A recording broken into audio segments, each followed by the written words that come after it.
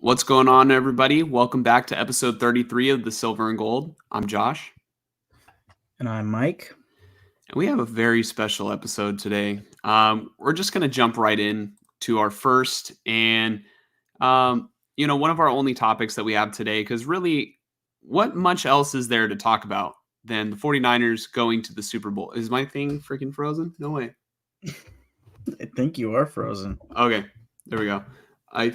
I think I fixed it. There we go. Sorry about that.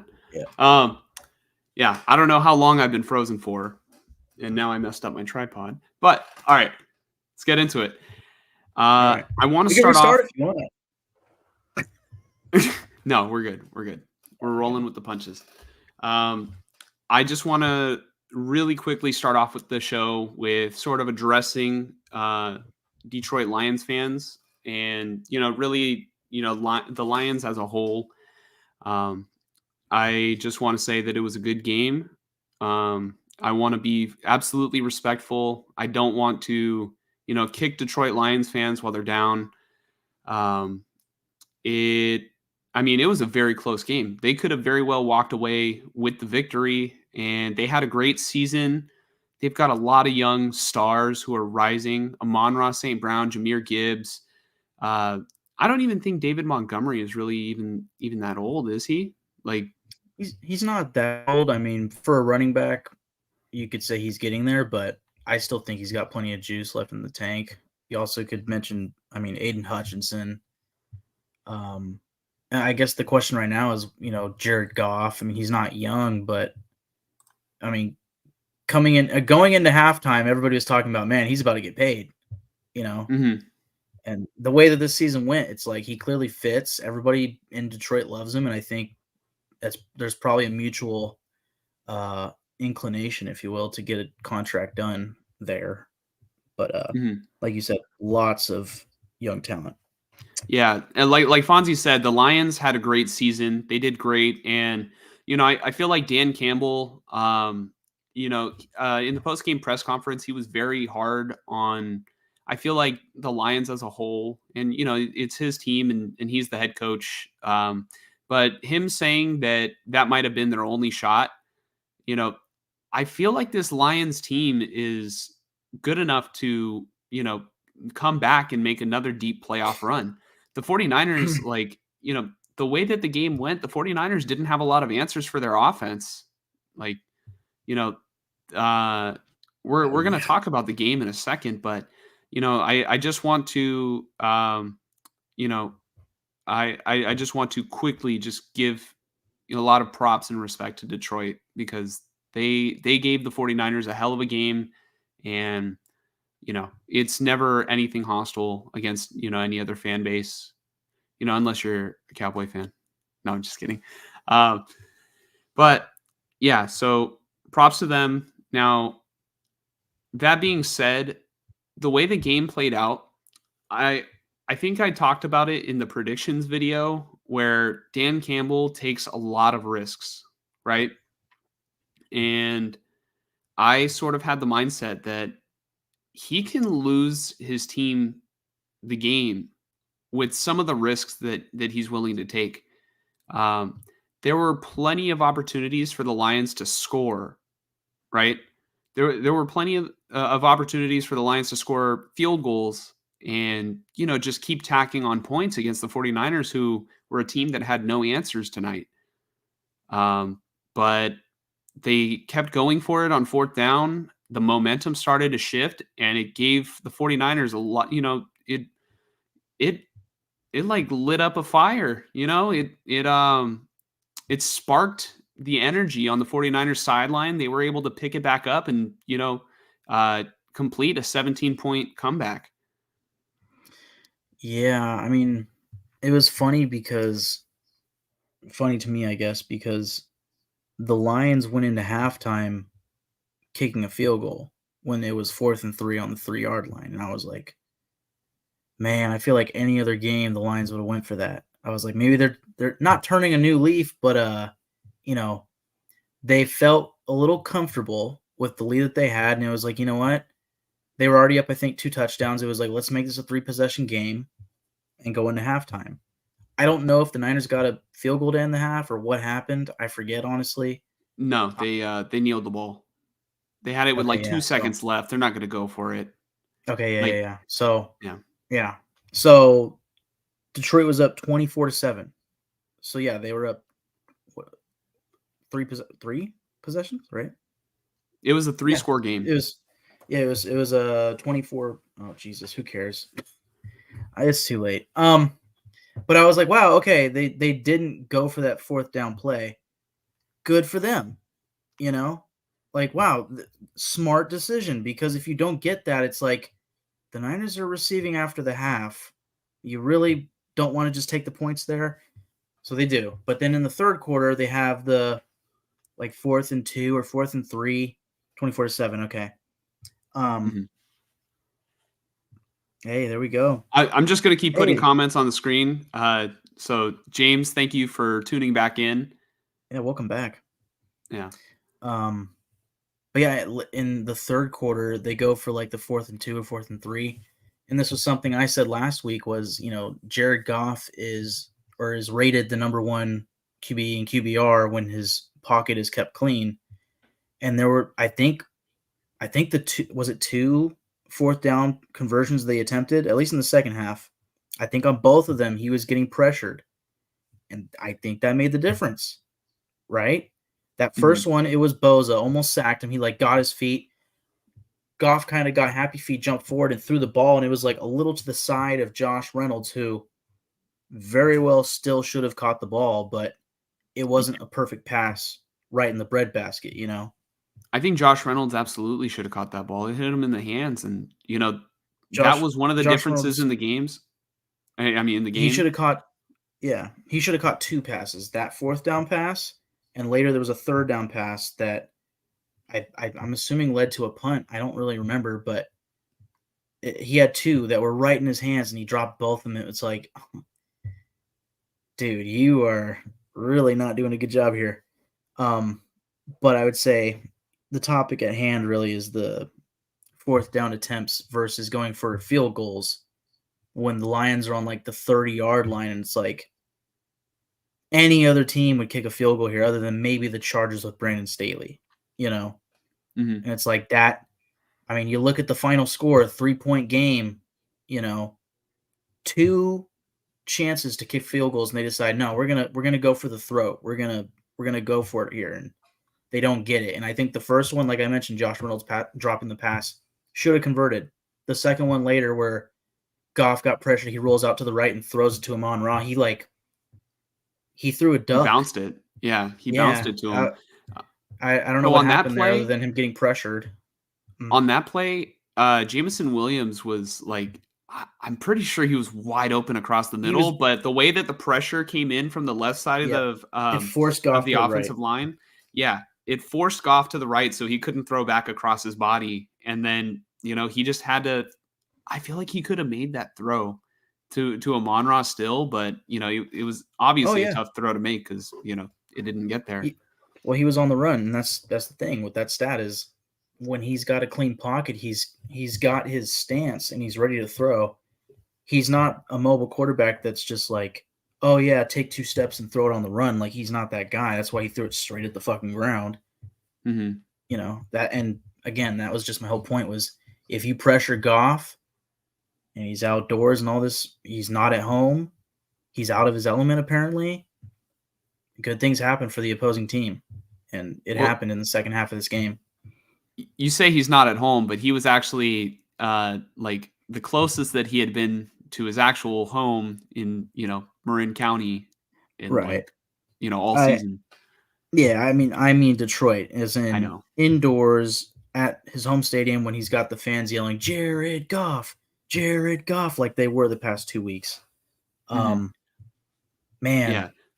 James says, he said, I lost faith in the first half. Should have learned my lesson after the Green Bay game. Never again. 262 all the damn way.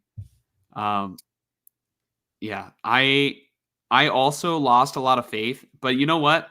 I was trying to be like, not so pessimistic because my brother told me, that I was like unbearably like pessimistic last week against the Packers, like in the group chat. I don't think I was that bad. I was just complaining about like Shanahan and like some of the questionable decisions. Um, but also, my girlfriend who's probably watching, she calls me negative Nancy because I'm always like, oh, well, that's the ball game. It's over. It's over, right? And so like right? there was a moment in the game. I think like we were going down, and it was right before halftime. I was like, you call me negative Nancy, and I haven't been all day, but I'm like, if the Lions score a touchdown right here, right before halftime, I'm like, I think it might be over. you know? Yeah, And then so luckily the 49ers were able to force the field goal in that situation. They almost went for it, dude. That's what like yeah, that's yeah. the He thing about was. They Dan were waiting. Campbell. Yeah, If he would just like, instead of rolling the dice every time, if he can mix and match it, they would be playing in 2 weeks right now. If he could like pick and choose when he risks it. Because like, all right, we get it. You like to take risks and everything, but kind of be smart about it. You know what I mean? yeah, and like keep momentum. And I mean, I don't know if it was the first or second. It was probably the first fourth down attempt.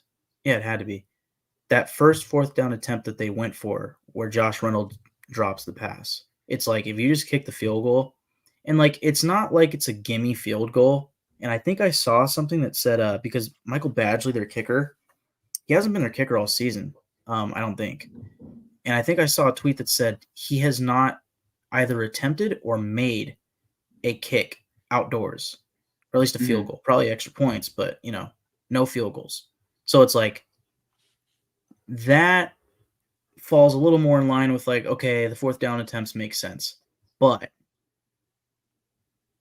it's the 30-yard line, dude. Like he's a pro kicker, he should make the kick. I don't know, Mhm. but then again, I can see the other point of it or the side of it where it's like, if I'm Green Bay last week, or if I'm who else? Oh, the Bills last week. It's like you put the game in the hands of the kicker and he doesn't make it, you feel like an idiot, and it's Mhm. like our fucking quarterback could have got us 7 points on the right Mhm. play call. Mhm. Got Brandon tuning in. Brandon and I were going at it a little bit on Twitter. Just a couple hours ago after the game because I think I tweeted something that Brock Purdy, sort of put. I might have said that he put the team on his back, and Brandon didn't feel the same way. Brandon is a Raider fan, and I just want to say Brandon's a good guy. Nothing but respect for him. He's one of my friends. So banter is banter. Sports banter. I can take the heat. Brandon can take the heat. Brandon knows football. I think that I I think what I said specifically in my tweet too was that Purdy was kind of struggling passing the ball, but in the second half, a lot of the clutch plays that he made were actually like with his legs. You know, Oh I yeah, know that I know that Brock Purdy's not some sort of elite talent at quarterback. There's no way he would have slipped, far enough in the draft, and being Mahomes-esque, right? I I don't even think, like kind of going towards the matchup in the Super Bowl, I don't think Mahomes and Purdy are in the same conversation besides the fact that they have to play each other in 2 weeks. But Brock Purdy was absolutely, I think he was clutch tonight. When the team needed him most, he played his best football. So it's it's not like Purdy had a fantastic game, but what people remember most is, what happens in the end. And, thankfully I'm a 49er fan and I got to witness what might be one of the most memorable playoff moments, not just in like Levi Stadium history, but 49ers history. Like, there's a lot of history in this franchise. And, luckily the team was able to all play better in the second half and,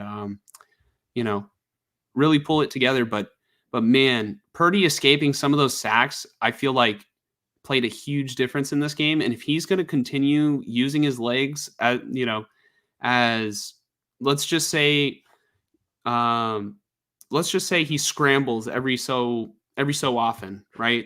The defense kind of has to focus on him. And if they're not, I mean, Purdy's getting like, I wonder what his yards per rush is right now, because he gets chunks of yardage. It kind of, in that sense, it reminds me of Patrick Mahomes, because in like the playoffs back in 2019, he had that one rush against the Texans when they completed their comeback. And Mahomes isn't even like, he's not on the same level as Lamar Jackson in terms of running the football. But I would if say you don't Mahomes and account Purdy, for them, yeah. if you don't account for them, they can break out and run. And I think Purdy's a good enough athlete to do so. So it was nice to see him. Like, I mean, he's got to learn how to slide, but it was awesome to see that he wasn't afraid. He went for it. So Yeah, I respect it. I do think Purdy is a good comparison to Mahomes as far as rushing mobility. Mhm. Just now in my head, I was like, who does Purdy remind me of, like, when he runs with the ball? And I almost want to say, like, prime Russell Wilson, because of how, but it's not quite, because Russell Wilson was, like, annoying how good he was in the pocket Yeah. and, like, evading pressure, getting 15 yards and sliding perfectly, and I think prime Russell Wilson is maybe a little faster, maybe. And I think Russell Wilson in his prime was more prone to, like, evading pressure and getting a good chunk yardage, through a run. But I think Mahomes probably is the better example. But Mahomes, man, when he does it, it's so goddamn annoying, because it just always works out for him. And Mhm. Purdy, he does it less, I think. But yes, when he does do it, it's like, it usually works, which Yeah. is what I've been wanting for the Raiders. So, And I think Purdy does it a lot less too, because I think that one of the, parts of his game is just the fact that he's able to make such quick decisions when he's got the ball. And, whether it's drawn up by Shanahan or whether he's just reading the defense, the ball gets out pretty quickly. So, it's up in the air on who you want to give the credit to in that regard. But just to kind of go back to, giving Purdy his kudos, and Brandon, and involving that tweet, or regarding that tweet. I also just want to clarify. I don't think that, when I say Purdy carried the team, you know, I I never expect that with this talent, that I'm never going to say that Purdy is the best player on the field or best player on the 49ers. You know what I mean? I think I do think that, like, Purdy's contribution, he can contribute to the team without being like the physically best player on the team. And I think that's what he did tonight. So, when I say he carried, put the team on his back, it's just like, it's what it looked like, happened to me. So, when I see it, I'll say it that way. yeah, I guess my thoughts on Purdy tonight. One play that really stood out to me, and this is more of a Kyle Juszczyk. Kyle Juszczyk, dude, have a fucking game. Mhm. Oh my god, dude. that's why he's the best fullback in football. But the sideline catch to Juszczyk was just like, oh my gosh, chef's kiss. Mm-hmm. It felt like Kittle was just trying. All right, continue on your thought. We'll get to this after. No, that's funny. Kittle was like completely left out of this game in the first half, and then he finally got like 1 or 2 catches in the second half. I feel like it was a healthy mix of Purdy and McCaffrey putting the team on their back in this really second half of the game. Especially because for both of them, I feel like it was mostly with their legs. But Purdy did have some big passes, namely that pass to Juszczyk on the sideline, where it was like he could have easily just rolled out and threw it away, but he saw Juszczyk throw it to him, and it was like just again perfection. The deep pass to Ayuk, I actually got out of my chair and yelled like, "Oh my god!" Like holy shit, that just happened. Come on, that was a little bit of luck. Yeah, a great attempt. If there was no interference, potentially picked, although it hit him like right in the head. It was like, what are you doing? But the defender, But I think that's exactly how Purdy drew it up, right, Mike? I almost tweeted like, what a pass from Purdy, just to be a sarcastic asshole. But yeah, I was just like, holy shit, that really happened. And at that point, you guys were down 14. You scored a touchdown right after that with McCaffrey, I think, and now you're down 7. It's like, for me, I'm just sitting there like, Lions, you're blowing it. You're really blowing it over here. What's crazy to me is like, what happened to the Lions at halftime? Mm-hmm. And we'll get to the Ravens game, but it's like, yeah, we'll get to that. It just the Lions, it felt like they completely went away from what they were doing right, which was run the ball.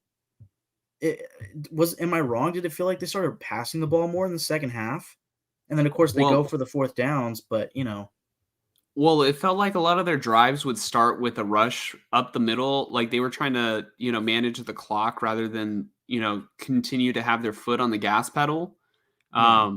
And the 49ers were like late in the game actually able to stop the Lions on first down, which kind of caused them to, run short passes, which were wide open all day to Sam Laporta, to, Yeah. I mean, they were even open to Josh Reynolds, even though he, Right. decided to leave his hands in Detroit.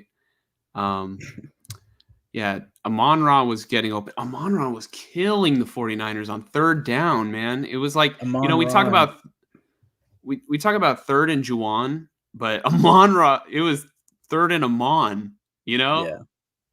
That Yeah. that's Yeah, between Amon-Ra and Laporta for sure. There were a couple drives. I'm assuming this was late in the second quarter, but it might have been early third quarter, where like you guys desperately needed a fucking stop on third downs. It was like 2 straight third downs in a row, and there was one where it was like a pass to Amon-Ra for a first down. It was like maybe 3rd and 14. It was like, oh my god, are you kidding me? And then the next third down was like say 3rd and 12, and I literally said to the people I was sitting with, watch them do a running back draw. And they hike it, and they hand it to Jahmyr Gibbs, and he just runs out to the left, and he gets just by inches, he gets the first down. I was like, it was like 3rd and 12. I was like, or maybe it was 3rd and 9, but still, I was like, no, it that's the Lions. It was 3rd and 12. And I was like, that's the Lions right there. Completely went away from it in the second half. The 3rd and 18. The 3rd and 18 was the backbreaker. That one was like, oh my god, can this defense get the offense back on the field? Come on.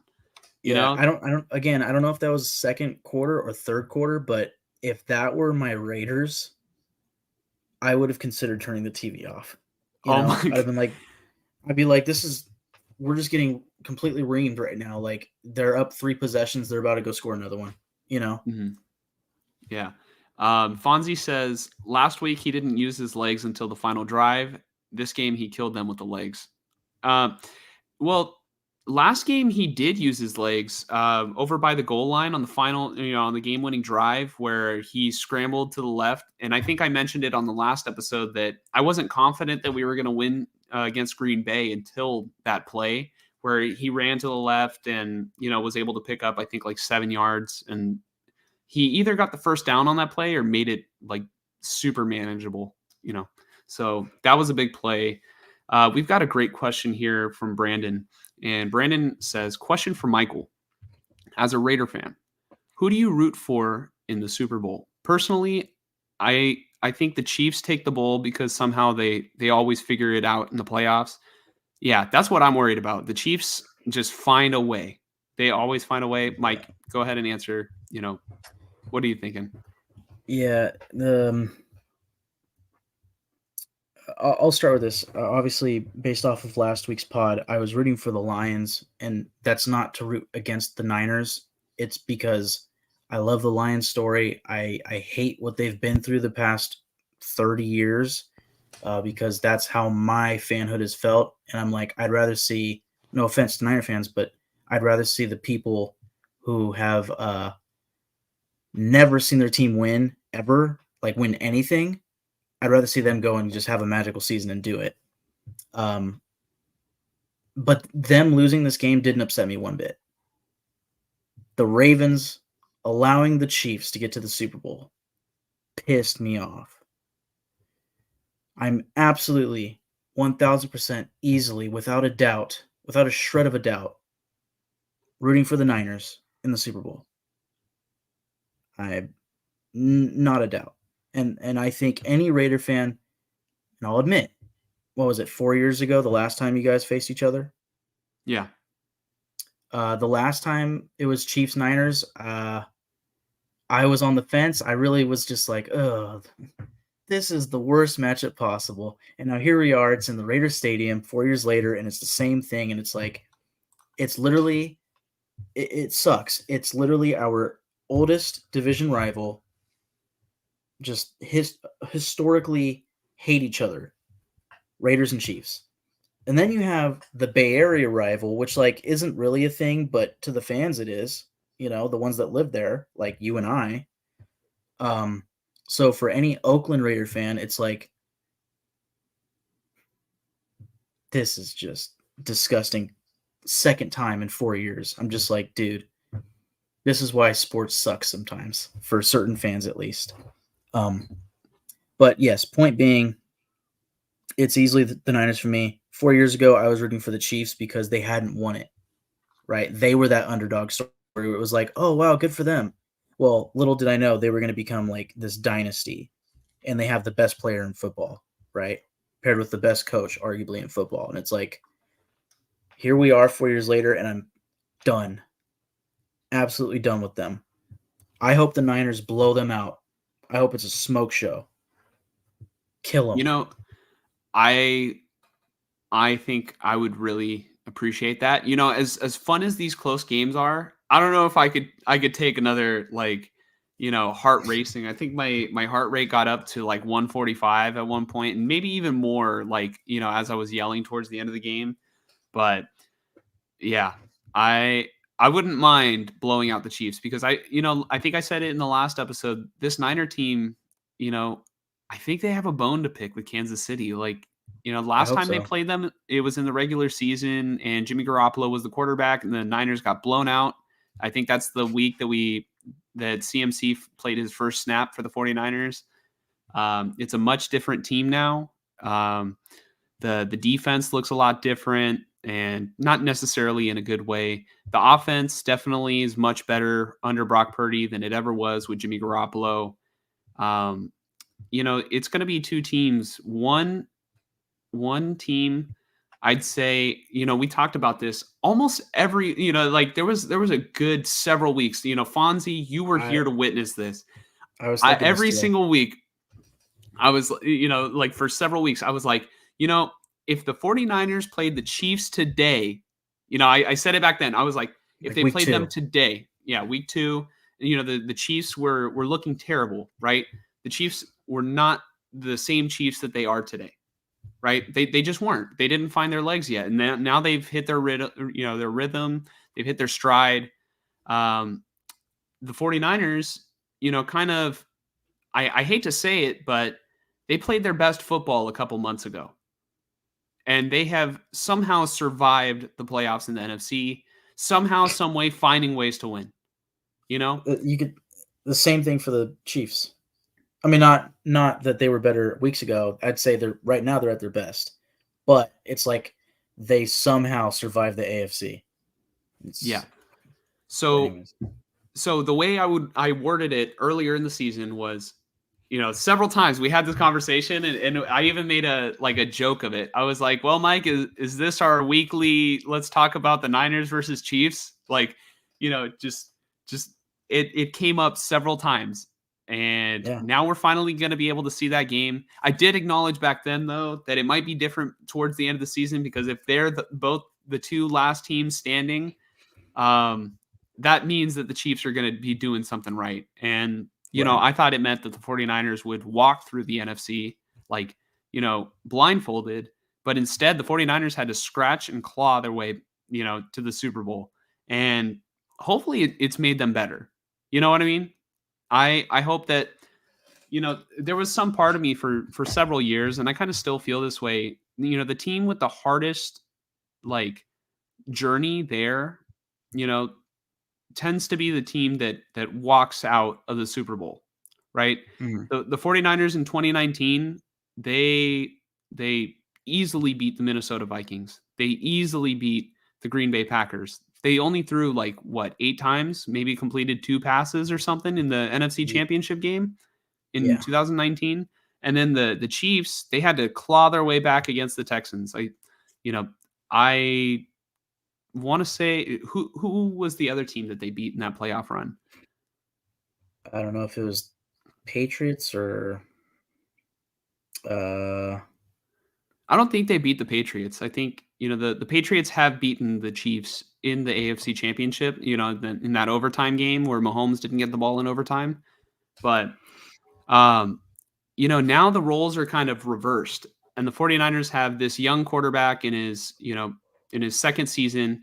Like I said, and, I feel bad having to say this, but, a lot of people take the energy and excitement around Brock Purdy as if people are saying he's as good as Mahomes, and maybe some people are saying it, and I think it's foolish to say it. But I think that Brock Purdy has to bring his A game in the Super Bowl, and it will be a fun game to watch. But we'll preview it more probably in next week's episode. Let's kind of get to some comments as we get back to this game, right? Tennessee. They beat Tennessee in the AFC Championship. What was the score of that one? 35-24. So Kansas City was the 2 seed, and they faced, at that time, it was only 6 teams in the playoffs, not 7. That's at least that's what it's looking like. So Tennessee was the 6th seed. Kansas City the 2 seed. Baltimore was the 1 seed. Baltimore lost 28-12 to Tennessee, and then obviously Kansas City got the comeback, somehow beating 51-31 over Houston, and Kansas City beat Tennessee 35-24. And yeah. So Fonzie brings up a good question. It's why did Kyle have a good game because of Purdy? He answered his own question, but I was kind of thinking throughout the game, Shanahan was in his bag. His play calling was good. I was like, if I'm the 49ers, I would run here. I mean, they ended up putting up 34 points and didn't even force a turnover on defense. And I mean, how many times did the Lions even punt? Like, you know what I mean? Maybe twice. I think it was like 2 or 3 times. Yeah.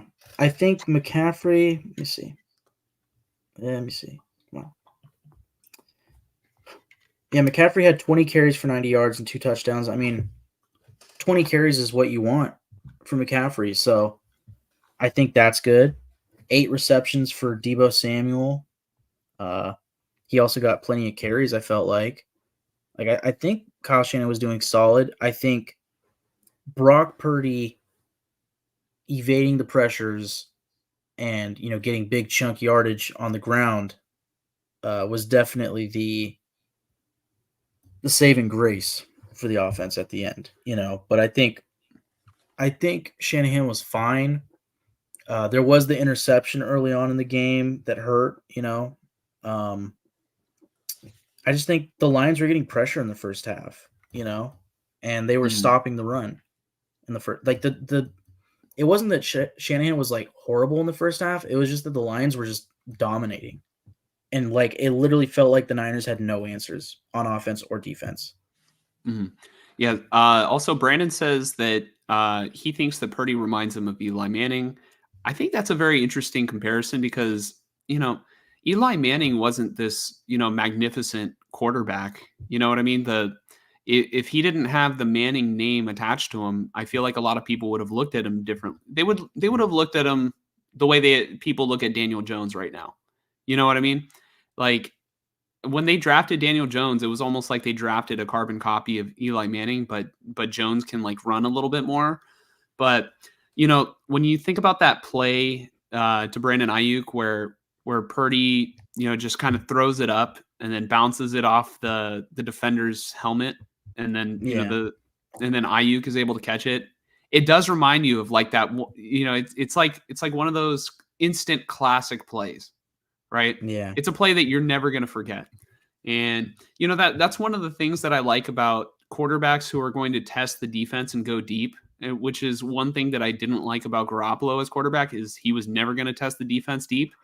Um, but when you throw the ball downfield, anything can happen. Like a penalty, like I think there might have even been defensive pass interference on that play. on that play, yeah, that's what I mean. Like, sorry, just when that play happened to me, it was like I knew it was PI. The fact that Ayuk caught it was like, oh my god, dude! But it didn't matter because either way, they were getting the yards. Yeah. Him catching it got them like another 6 yards. But I was like, that was PI. And that's why you throw those when it's single coverage. Chuck it, just chuck it. Like what the worst that can happen? Okay, you get picked, but like chances are your receiver is hopefully smart enough to be like, oh, I'm not gonna catch this. Oh, he might catch this and like deflect it. I think Ayuk did that like last week or early in No, this game. earlier in the In game this where game, yeah, Purdy kind of overthrew the ball and he had to Ayuk become the defender. he had to become the defender. And I was like literally thinking, if the 49ers were on defense right now, they might have thrown a penalty a penalty flag because Ayuk didn't turn his head and look back at the ball instead of the receiver. But Right. obviously the roles were reversed. So Yeah. Can I yeah. mention a play? Because that play was something that's like instant classic, memorable play. Here's a play that probably isn't going to get talked about a lot this week. That just sitting here thinking about it, probably is the play of the game for me. The Niners just scored their touchdown in the third or fourth quarter to get within 7. At least I think this is how it went. And then it was like first or second play, Jahmyr Gibbs gets the not the snap, but the carry, and Deshaun Gibson comes in and just strips that shit out of his hands, and then Eric Armstead lands on it. I think to me that's probably the play of the game. The fact that you were able to get a running back to fumble the ball in their territory, I think it might have been the red zone damn near, or maybe the 30-yard line. Like, that was quick, easy points for the Niners. And it's like, you guys won by 3. Who knows what the Lions do on that drive if you don't turn the ball over? And regardless, because you did turn the ball over, you guys got 6 points out of it. That was the big play of the game for me. Can we talk about how insane it was for the 49ers to erase a 14-point deficit coming out of halftime in about 8 minutes? It happened in about 8 minutes. They scored 2 touchdowns to tie it up. Well, it wasn't at 17 points? It was 24 to 17 7? it was 17 points, but then they scored like 2 touchdowns in the span of 8 minutes. Like it was a 14-point Yeah. deficit. Obviously the Niners came out of halftime. They drove down the field and kicked the field goal. Um, yeah, luckily Jake They Moody with scored money 17 after straight. halftime. Yeah, because they went into the fourth quarter tied. Yeah, that's just insane. That third quarter is, yeah, that third quarter did it. That was one of the most like it's going to be. I mean, I feel like if the 49ers win, we'll look at that game a lot differently than if they lose. If they lose, it'll just kind of be like, well, it was a fun game, but ultimately it didn't lead to the promised land. You know what I mean? Right. I feel Yeah.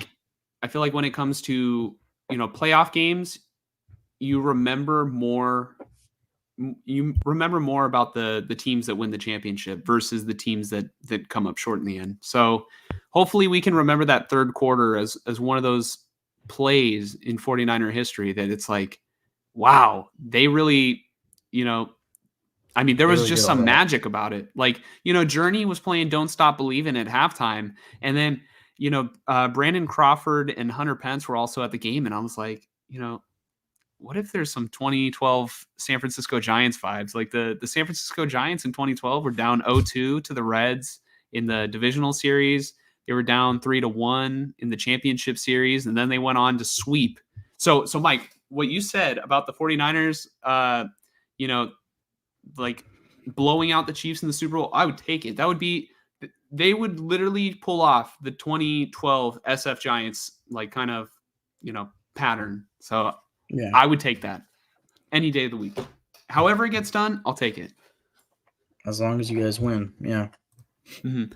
Fonzie says, I hate to think that the NFL would give it to the Chiefs because of a possible sponsorship with $1 billion Swift. They're going to give it to her regardless. Like somehow, some way that's going to happen. Yeah. They're getting so much viewership.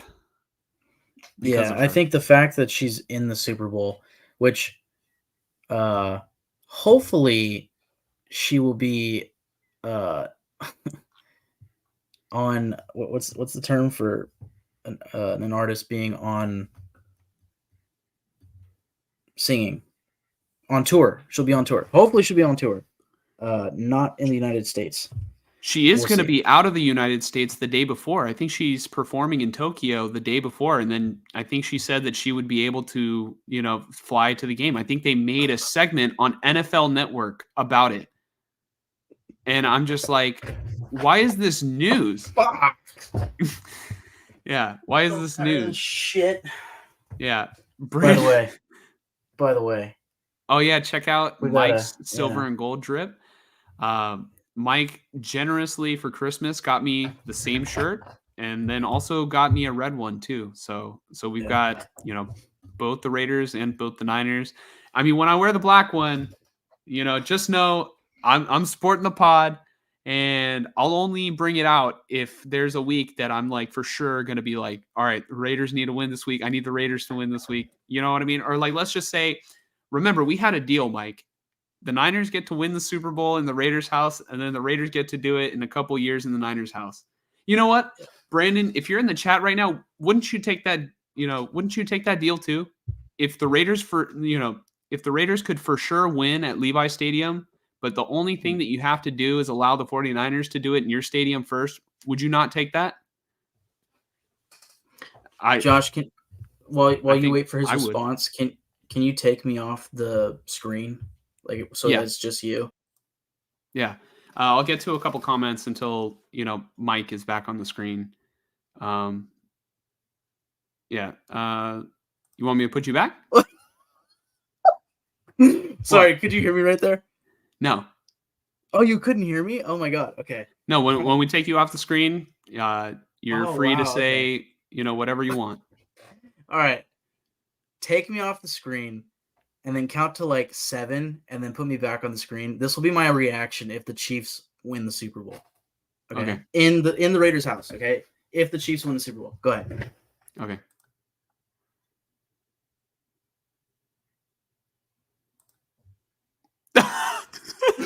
Oh my God, dude.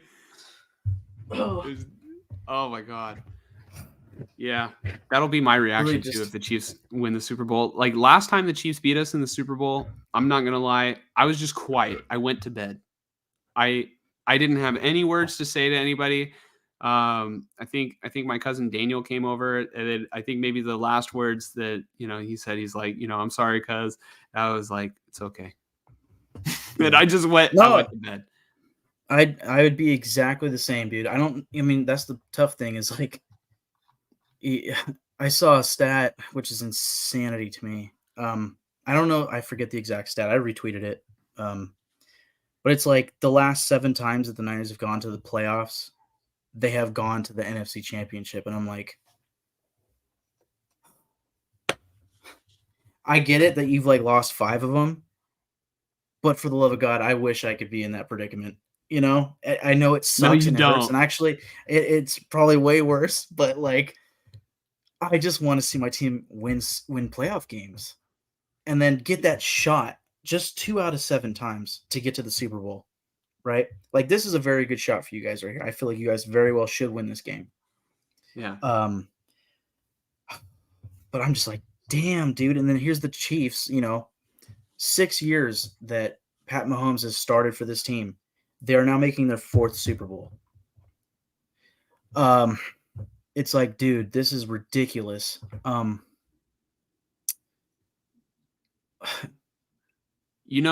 If Patrick Mahomes loses that Super Bowl, I feel like a lot of people are going to criticize him a little bit more, because a lot of people are absolutely black and white when it comes to championship rings. And then they're going to look at Mahomes and, they'll say, well, he's 2-2 rather than 3-1 looks way better than 2-2. I'd have to say. Oh, yeah. So there's a lot on the line for the Chiefs in this Super Bowl too. So they're playing for how they're going to get remembered as a dynasty. Yeah. So Unfortunately. Brandon said, also going on about Dan Campbell, about what you said earlier, I liked that he went for it on 4th downs. I think the drops were the worst part because, it could have changed the game. Yeah. But that's the thing about going for it on 4th down. Like, everybody would go for it on 4th down if you know that you're going to get it. That's part of the risk of going for it on 4th down. It's like you might not get it, and it could alter the game. Like, those are decisions that can lose you the game. The Lions very well could have not gone for it on 4th down, kicked field goals, and still won this football game. So that's why it's one of those decisions where, we get it. You want to bury and set a statement against the 49ers. And, this is just the way that you've kind of been playing all year and like been ballsy, but it cost you the Cowboys game and it cost you the game today, Right. Yeah. The Cowboys game, I don't remember the full game. I really just kind of caught the end of it. But, again, that was a regular season game where it did matter because the playoff seedings were completely changed because of it, where the Lions could have been the 2 seed and they would have faced the Packers. But, I just felt like the whole going for it on like 4th and 9 or the 9-yard 2-point conversion or whatever the fuck they did against the Cowboys. It was like, if that's a playoff game, if that's a playoff game, there's no chance in hell he does that. If he does that in a playoff game, I've seen people say like this game for this Niner game for Dan Campbell is like fireable. I'm like, okay, relax. I do think that he made the wrong decisions, but it's not fireable. It's like, I can appreciate him wanting to just, step on the throat and like keep it going, keep the gas pedal going. Cause look what the Niners did, right? That the only thing is like going for it is a 2-way street where it's like, oh, if we get it, we're going to really, step on the throat. Well, it's like, well, if you don't get it, you're really allowing them to get back in it. It's a very 50-50 thing. And I think my issue wasn't that they went for it. It was that they didn't have very specifically perfect play calls for it. Like last week I talked about the Packers against the Niners, on their 2-point conversion, which is a 2-yard play, if I'm not mistaken, where Matt LaFleur perfectly schemed open Aaron Jones in the flat, easy 2-point conversion. It's like, if you're going to go for 2 on a pass play, scheme somebody open. Kyle Shanahan would scheme Deebo Samuel open or do a wide receiver screen where he's well blocked. Something, right? Ben Johnson, it's like, well, let's just run a couple of curls and hope for the best. It's like, no, that's not how it's not going to work. Really, where my issue was like they were averaging like 9 yards a run at that point in the game in the third quarter. It was like, just run the ball on 4th and 2. The later one, I think, was 4th and 3, where Goff ducked it into the ground. And I'm like, that one, I would have absolutely kicked the field goal. Absolutely. Mm-hmm. The first one, though, that one where he threw it to Josh Reynolds and he dropped it, I was like, I would have ran the ball. Mm-hmm. I just want to say, like, you mentioned that they should have just ran the ball. Why is it every single time that a coach makes a mistake, like questionable decisions, the answer always is just run the ball? You would think coaches would learn by now. Just run the ball. Run the damn ball. Like, it's easy. It's the first play that they teach you when you get to the high school level, or and probably when you get into Pop Warner, they teach you how to run the ball first, and then they teach you how to pass. Maybe it's changed since when I played, and maybe other playbooks are different, but the easiest plays are on the ground. Sometimes simpler is better. Yeah. The thing about those 4 teams that made the AFC and NFC Championship games this weekend, it's like those teams were like prolific in run blocking. The Ravens and the Lions and the Niners and the Chiefs, but they still have a great offensive line. Mm-hmm. It's like that's what the Lions were doing the whole first half, was like David Montgomery 15 yards, because they would just part the fucking seas on you guys. It was like, yeah, they were killing you guys. They just in the trenches. And I felt, I'm not going to get into the Chiefs game, but the trenches were huge in these championship games. And I feel like the Lions, they're such a good run blocking team. It's like, again, if they just kept going with that, they probably win. But anyways. Yeah, Sleeping Lady, who apparently is not sleeping right now. It's 11:23 p.m. We appreciate you for checking out the channel. Says, congratulations, Niner fans, NFC championship champions. So, we're going to the Super Bowl. We appreciate you, sharing your thoughts. Continue to check us out and keep commenting. We've got time to take more comments. Fonzie says, do you really believe that? And that we played our best football. It's not that I don't think the 49ers won't play their best football in the Super Bowl. They absolutely can. I'm just saying that, they were blowing teams out. They were so far in the season, they were playing their best earlier in the year. Yeah. But so they were scoring 30 points per game easily. Other teams were struggling to score points. Like, there were a lot of blowouts that the 49ers got. I feel like maybe their best football isn't being played on defense, but I have to say there is something, I feel like, with the offense where they're just not getting into the same rhythm that they've been getting, all season long, where McCaffrey's having multiple touchdowns. He did have multiple touchdowns against the Packers, but, the 49ers were firing on all cylinders all year. Whereas right now, I'm like, maybe it's just the playoffs and just the way it feels. I'm holding my breath on every pass. Maybe probably because the stakes are higher. So, but the 49ers have had to win in ways that they haven't won the entire regular season. So you could even argue that they are playing their best football because they're coming back late and they, haven't been tested in that regard. But I would say that the reason why they're down is because they're not playing as good as they were, just a couple months ago. So hopefully they'll have 2 weeks to prepare for the game, and, they can absolutely go back to playing their best ball. What were you going to say, Mike? Yeah. I probably have a plethora of things that I've been thinking, but I won't get everything out somehow. First off, 2019, when they faced each other, the last time in the Super Bowl. Mm-hmm. Thank you for Brandon. popping in. Yeah, no, we appreciate you. Please subscribe. Yeah, please subscribe. We're going to be talking about Raiders too. I know you're a Raider fan. We won't talk about Raiders today, but just in the coming episodes. So we hope that you continue checking us out, and as this channel keeps growing. What were you going to say, Mike?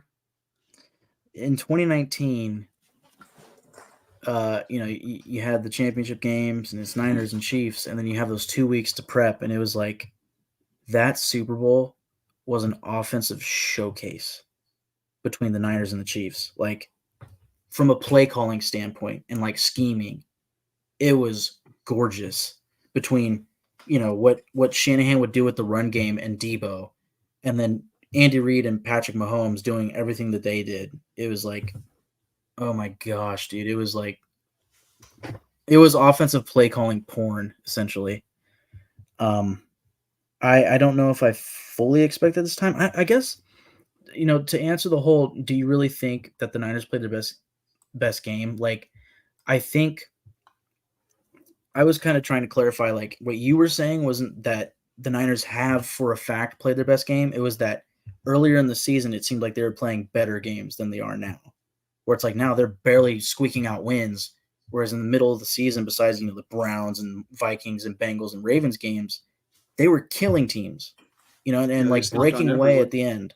Yeah. And I hope they can do that in 2 weeks. But I think in comparison to 2019, it's like, okay, first off, their defense this season is clearly not as good as 2019. And I feel like the run game should be better, but it's not, between Debo, the way that he was in 2019, which is insane. Or was it 2021? Sorry. Was In Debo's crazy 2021. 2021? Yeah, 2021. Yeah. But he still had his fair share, I think, in 2019, right? Okay, so like the thing about Debo in 2019, he wasn't necessarily even the number one receiver on the offense. The 49ers that year traded for Emmanuel Sanders, and Sanders was Right. kind of like the go-to guy for Jimmy Garoppolo, and Debo was, he was kind of forming into the gadget player that he is, now. Right. Like in that Super Bowl, I feel like that Super Bowl was the first time I really remember Debo Samuel lining up a lot in the backfield. Yeah. Yeah, then I'm thinking 2021 when he was just like going insane on like the Cowboys playoff game and all that. But I feel like essentially this Super Bowl, it's like you've got nothing to lose, everything to gain.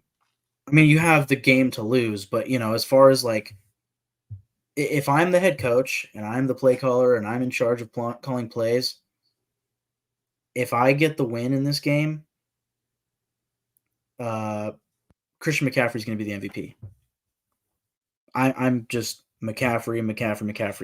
It's not that it has to be the McCaffrey show, but it's like I'm going to develop the run, and I'm not going to let up, because if I'm Kyle Shanahan, I will have learned from my past 2 fucking bad mishaps in the Super Bowl, where all you had to do was keep running the ball, 28-3, and then the Niners being up 10 against the Chiefs, if not more. It's like just run the ball, 20-10 with like 8 minutes left.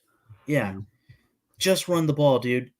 Like, you're so successful at it, do it. And you finally have this guy that you get in a trade last season in McCaffrey, where it's like that dude changes games.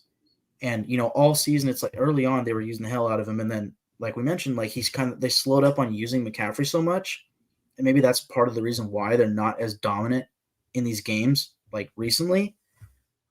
But it's like, oh man, if we lose McCaffrey, we're I don't know about screwed, but it's like that's a huge loss. Whereas now it's like it's the Super Bowl. You don't have to worry about next week. 30 touches. 30 touches in this Super Bowl. Give him the fucking rock. And Debo. And Kittle. I mean, honestly, Kittle should go off in the Super Bowl. He hardly got used in this game. That dude is like a 60-yard catch every other week. His numbers this season are insane.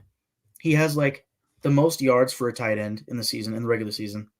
And the most something else. I don't know what it is. Maybe air yards or something. He's not even in the top 10 in targets for tight ends. Like his average per catch is insane for a tight end. Yeah. Do that. Do that. Get Ayuk more involved than in this game. Like just get everybody involved, but it starts with McCaffrey. It absolutely starts with McCaffrey for me. Yeah, the thing about Kittle getting involved is a lot of times, maybe the 49ers are playing like a prolific pass rusher that week. And, I feel like Hutchinson for most of the game, was he lined up on Trent Williams? That's kind of what it felt like. But, you know, Right. I didn't um, I didn't pay attention.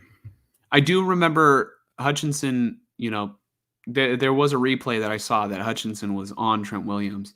But it kind of felt like this was one of those games where Kittle was used way more as a blocker than he was as like a vertical threat. Yeah. And I mean I could definitely see them using him like a lot as a blocker next week. Although I think most of the pressure from the Chiefs is going to be coming from the inside with Chris Jones.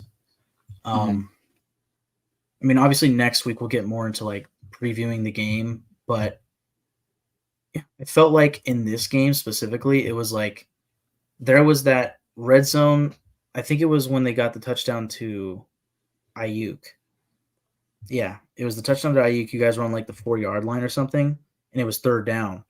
And I was like, you know what? Kittle hasn't got shit all game, and he's been blocking quite a bit. They should, because the Lions did this on like the previous drive, and I was like, man, the Niners should do that with Kittle, where it's like he lines up on the line, obviously on the end of the line, and on hike he blocks, but then after about 1 or 2 seconds he lets go He and he peels. just goes out to the flat. Yeah, what's it called? He peels. He peels, turn around, catch the ball, wide open touchdown. Like that's what you can do with Kittle. What you can do with Kittle is have him help essentially chip, but a little bit of a nicer chip, peel, wide open. It's like Mhm. when you have like 2nd and 6 or something, that would be so clutch against the Chiefs. Mhm. Fonzie says it's harder to come back multiple scores than to be up multiple scores and keep that lead. Um, Clearly. yeah, yeah, it is way harder to come back. So that's why, I mean, I guess that's why Oh. I say that the 49ers were playing better, a couple months ago. Hmm. Because, you know, before they lost to the Ravens, it was just like every single week they made the games look so easy. Even against the Commanders, like, I think the Niners ended up pulling away in that game, but um, it did feel like they were out of rhythm, at least for like, the first couple drives. And then, obviously just the talent disparity, the 49ers were able to play Niner football. Fonzie also says, we're playing like a championship team right now. We're going to find out in 2 weeks. Definitely NFC Championship team. And, hopefully find a way to win. It needs to get done. It's time. It's really time. You know, it's going to be nice. Yeah. Because we are going to get into the Ravens and Chiefs game, but I'm watching that game and I'm just paying attention to how much of a douchebag Travis Kelce is on the field, like an absolute uh, um, instigator. You know, Mm-hmm. he loves to instigate and he loves to get in people's faces. He acts like he blocks like George Kittle or something, but he doesn't. But he's getting under players' skins to the point where he's drawing flags and stuff, and I'm just like, oh, God, dude, this dude. And then I'm sure they jump cut to Taylor Swift in the audience, like, just like, oh my God, this isn't football. But I can't wait to sit there watching the game and to be able to root for the Niners team to kick their ass, because the I Niners should be able to outman them and outstrength the Chiefs, in my opinion. mhm. Um, you know, I really just I'm not much of a person who wants to like just outright disrespect teams or anything, but I feel like um there is some fun to be had, but it's like Uncle Ben said in Spider-Man, with great power comes great responsibility. If you're gonna dish it, you better be willing to take it, because I mean, let me just say right now, if you haven't seen, there's a video clip on social media of I guess the Chiefs were warming up, and I have no idea Okay. why Justin Tucker was on the Ravens side of the field. And maybe we should just get to this like when we talk about that, the Ravens game, but I'm just going to continue going. Justin Tucker is trying to warm up, and he's stretching, and he's about to kick, and for whatever reason they're warming up in the same area as the Chiefs players, and Travis Kelce kicks the kicking ball and then throws the following footballs out of the way and throws Justin Tucker's helmet, the kicker for the Ravens. And I haven't seen many things like that. You know what I mean? Where I mean, I've seen teams get chippy before a game, but like, I mean, those are two of Kansas City's like staple players. Just kind of like, I mean, Mahomes got involved after too. So Mahomes did do like the same thing. He kicked one of the balls and like threw the kicking stand. Maybe I should put it up on the screen, but I'm gonna send it to you right now. I'm okay. sending it to you right now. Yeah, Yeah, dude, I saw this pregame and I was losing my mind. In part because James Palmer from NFL Network tweeted it, and he usually covers the Broncos. Like that's usually like the home team for him or whatever. But as you'll see on the screen in a second, he tweets Patrick Mahomes and Justin Tucker going at it pregame with a laughing emoji. Mahomes keeps kicking Tucker's holder away as if it's fucking hilarious. The stand right there. Right, he just kicked it. That's Mahomes kicking it. Like maybe he's messing with him, and like it seems funny, but I also think I don't know how my voice sounds right now, but that doesn't seem friendly right there. And here we go. Just he's walking back and then throws it. That's Mahomes.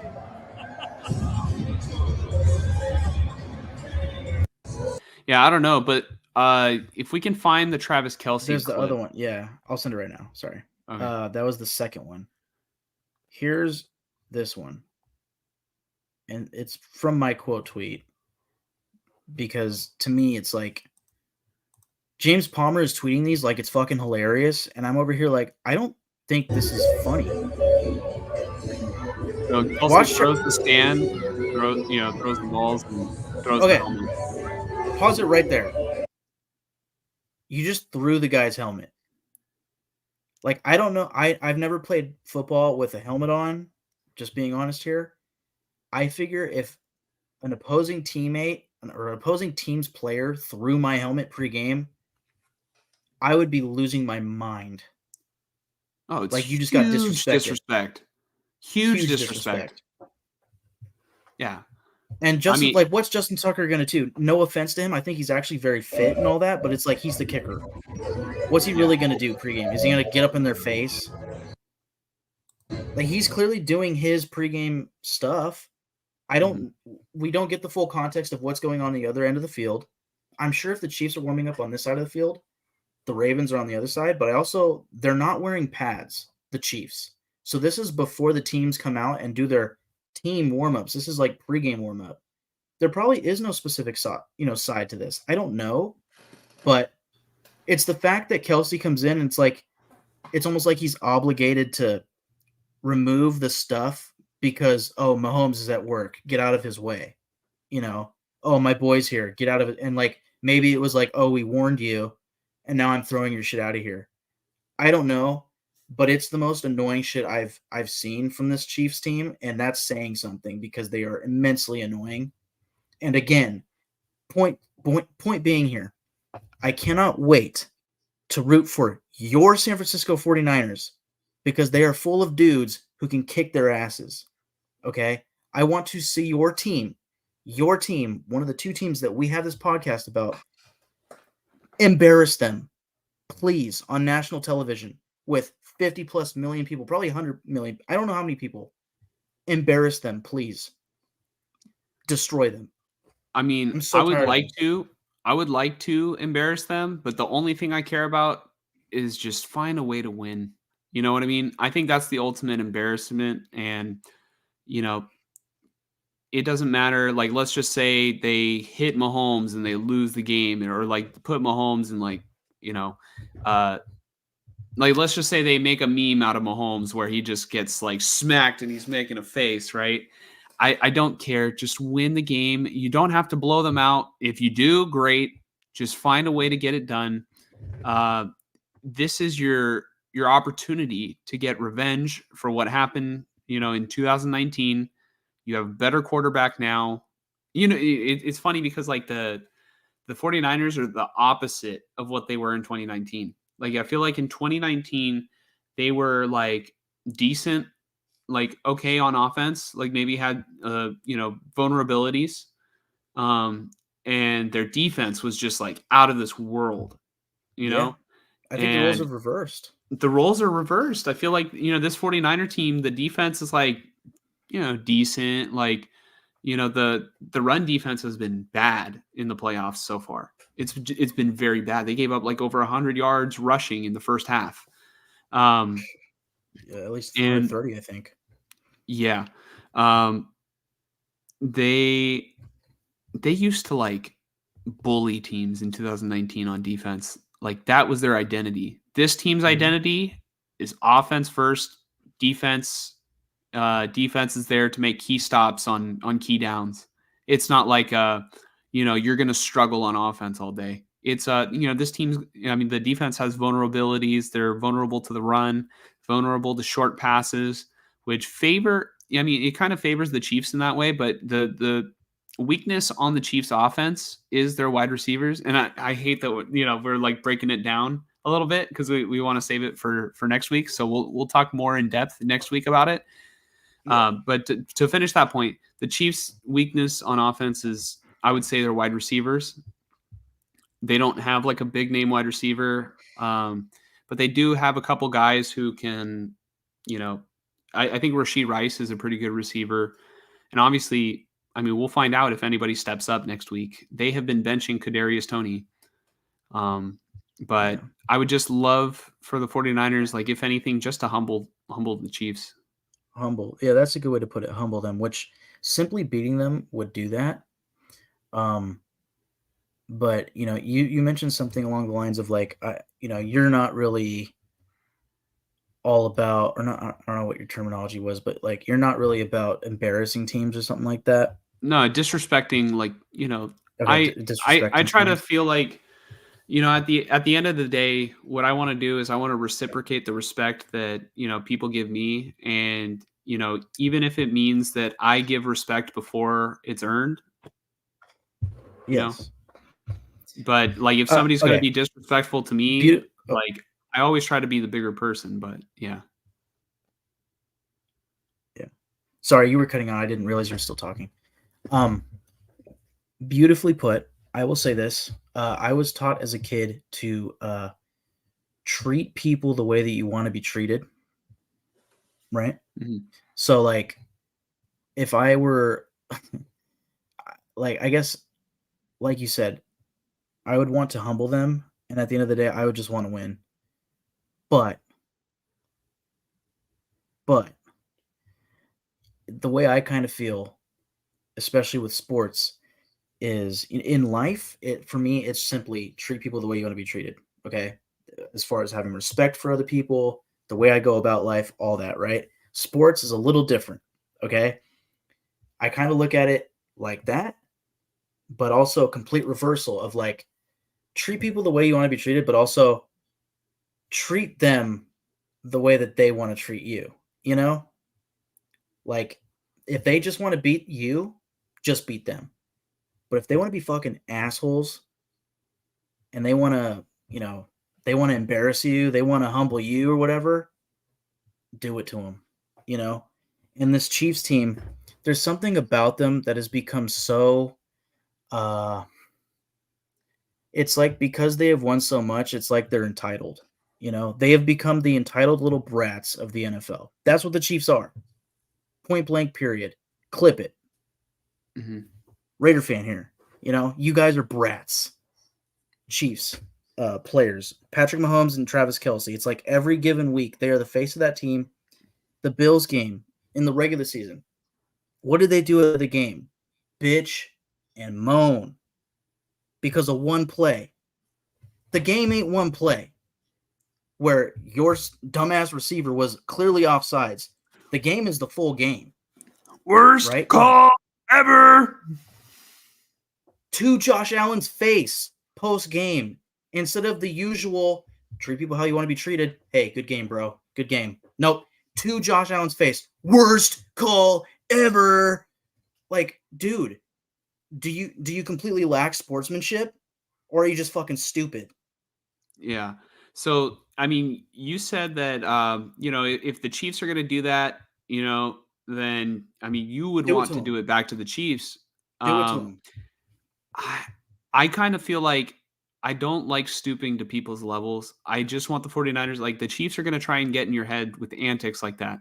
Stay focused. You know what I mean? Like Mike Tyson used to like walk into the ring. Like he would talk hell. Mike Tyson was one of the best trash talkers like before. But when it came to fight night, dude, he just walked out, to the ring in a cloth and he knew he was going to win. Like just be focused. You know what I mean? Stay focused on that goal. And knock them out. Like, Yeah. Yeah. I would say make sure the job is done because, we are talking about the Niners and Lions game. I did catch this moment and I was sitting there like, you idiot. When CJ Gardner-Johnson started waving to the fans in the middle of the second quarter. Oh, I was like, bro, what are you doing? Oh my God. I don't like that dude. Like the way he's like sort of come at Deebo Samuel. I feel like Deebo Samuel's just kind of like it was trash talk, when it came to like Deebo Samuel, his side of it. And then Gardner Johnson, like before the season started, sort of, I mean, this was one of the only things that I was like, yeah, it's a non-story, but we should have talked about it on the pod, looking back on it, because I'm like, I don't want to give more publicity to it. It's not a good thing to look at, but it was relevant in this game. And there was a play in the game where Gardner Johnson takes a cheap shot at Deebo Samuel, clearly hitting Deebo on the shoulder that was injured going into the week. He was trying to take Deebo Samuel out of the game. There's no question about it. Which play? Sorry. The interception, right? No. Oh, yeah, it was the interception. And did you Where he see got the when blindsided? Yeah. Yeah. And that drew 15 yards. Like the only thing that he did in this game was on an interception return, he cost the team 15 yards on the return. Mm-hmm. Because all he wanted to do was hit Deebo. Like just completely crack and blindsided. It was like, dude. And then what he does, he goes to the sideline, and even though he just got penalized, he's waving at the fans. It's like, you look stupid now, don't you? He did nothing else in the game, period. Yeah, I don't know. That is beyond me. So yeah. And again, Deebo had 8 catches for 89 yards. Like Deebo did his part, along with a bunch of carries. What did CJ Gardner-Johnson do? Mm-hmm. Yeah. Fonzie said so much for Lamar for MVP. We're going to talk about Lamar and the Ravens in a minute. That's going to be our next and final topic. So stay tuned. Brandon, when he was here, said, I still think CMC over Purdy and Lamar for MVP. I have to agree. This is one of those seasons where if you're going to give it to a non-running back, like, or this is one of those seasons where you can give it to a non-running back, is what I'll say. Non-quarterback, you mean. Non-quarterback, sorry. Yeah. Yeah. I wasn't trying to throw shade at Lamar right there by calling him a running back. No. No. Yeah. I'm having such a hard time with the MVP right now. I feel like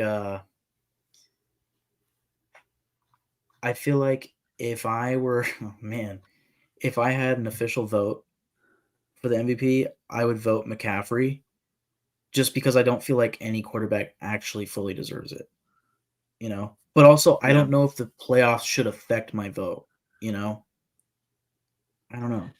When it comes to like Lamar, I don't think that he stood out in any single category as opposed to like other quarterbacks. Like I think Purdy had better numbers, and if Purdy's name was Tom Brady, Purdy would be the unanimous MVP right now with the same stats that he has.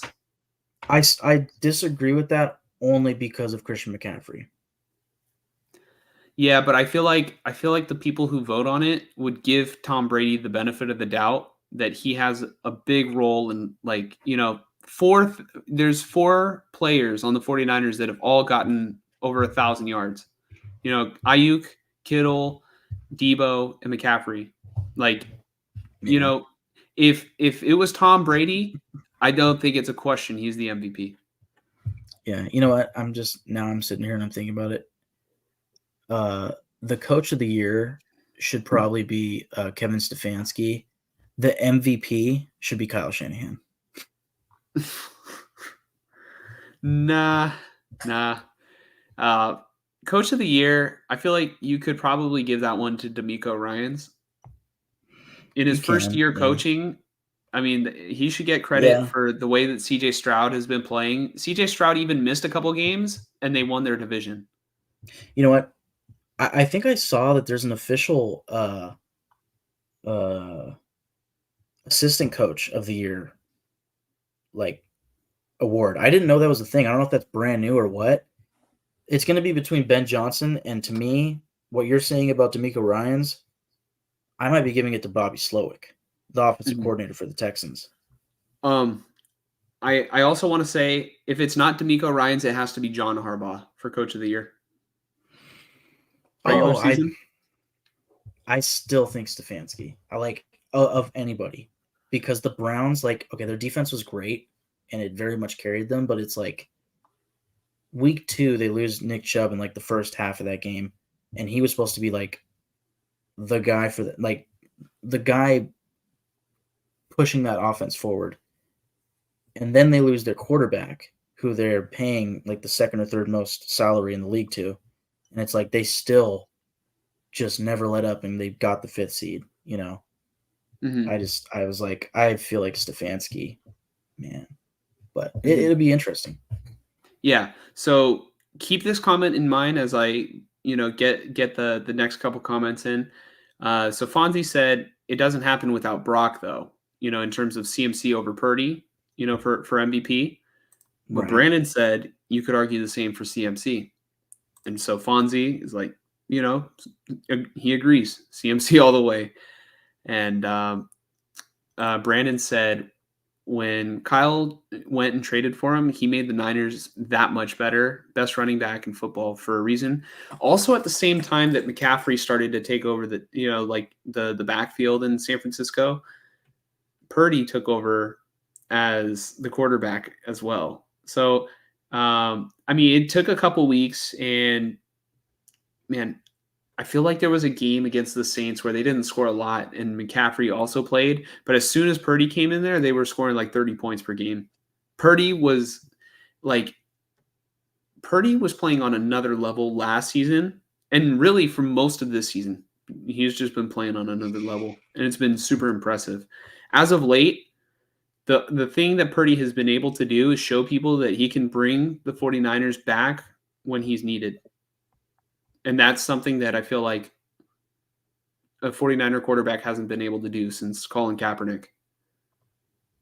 Jimmy Garoppolo did it every here and there, like against the Rams in 2021. But the thing is it was a way different offense. So many screens, so many dump offs.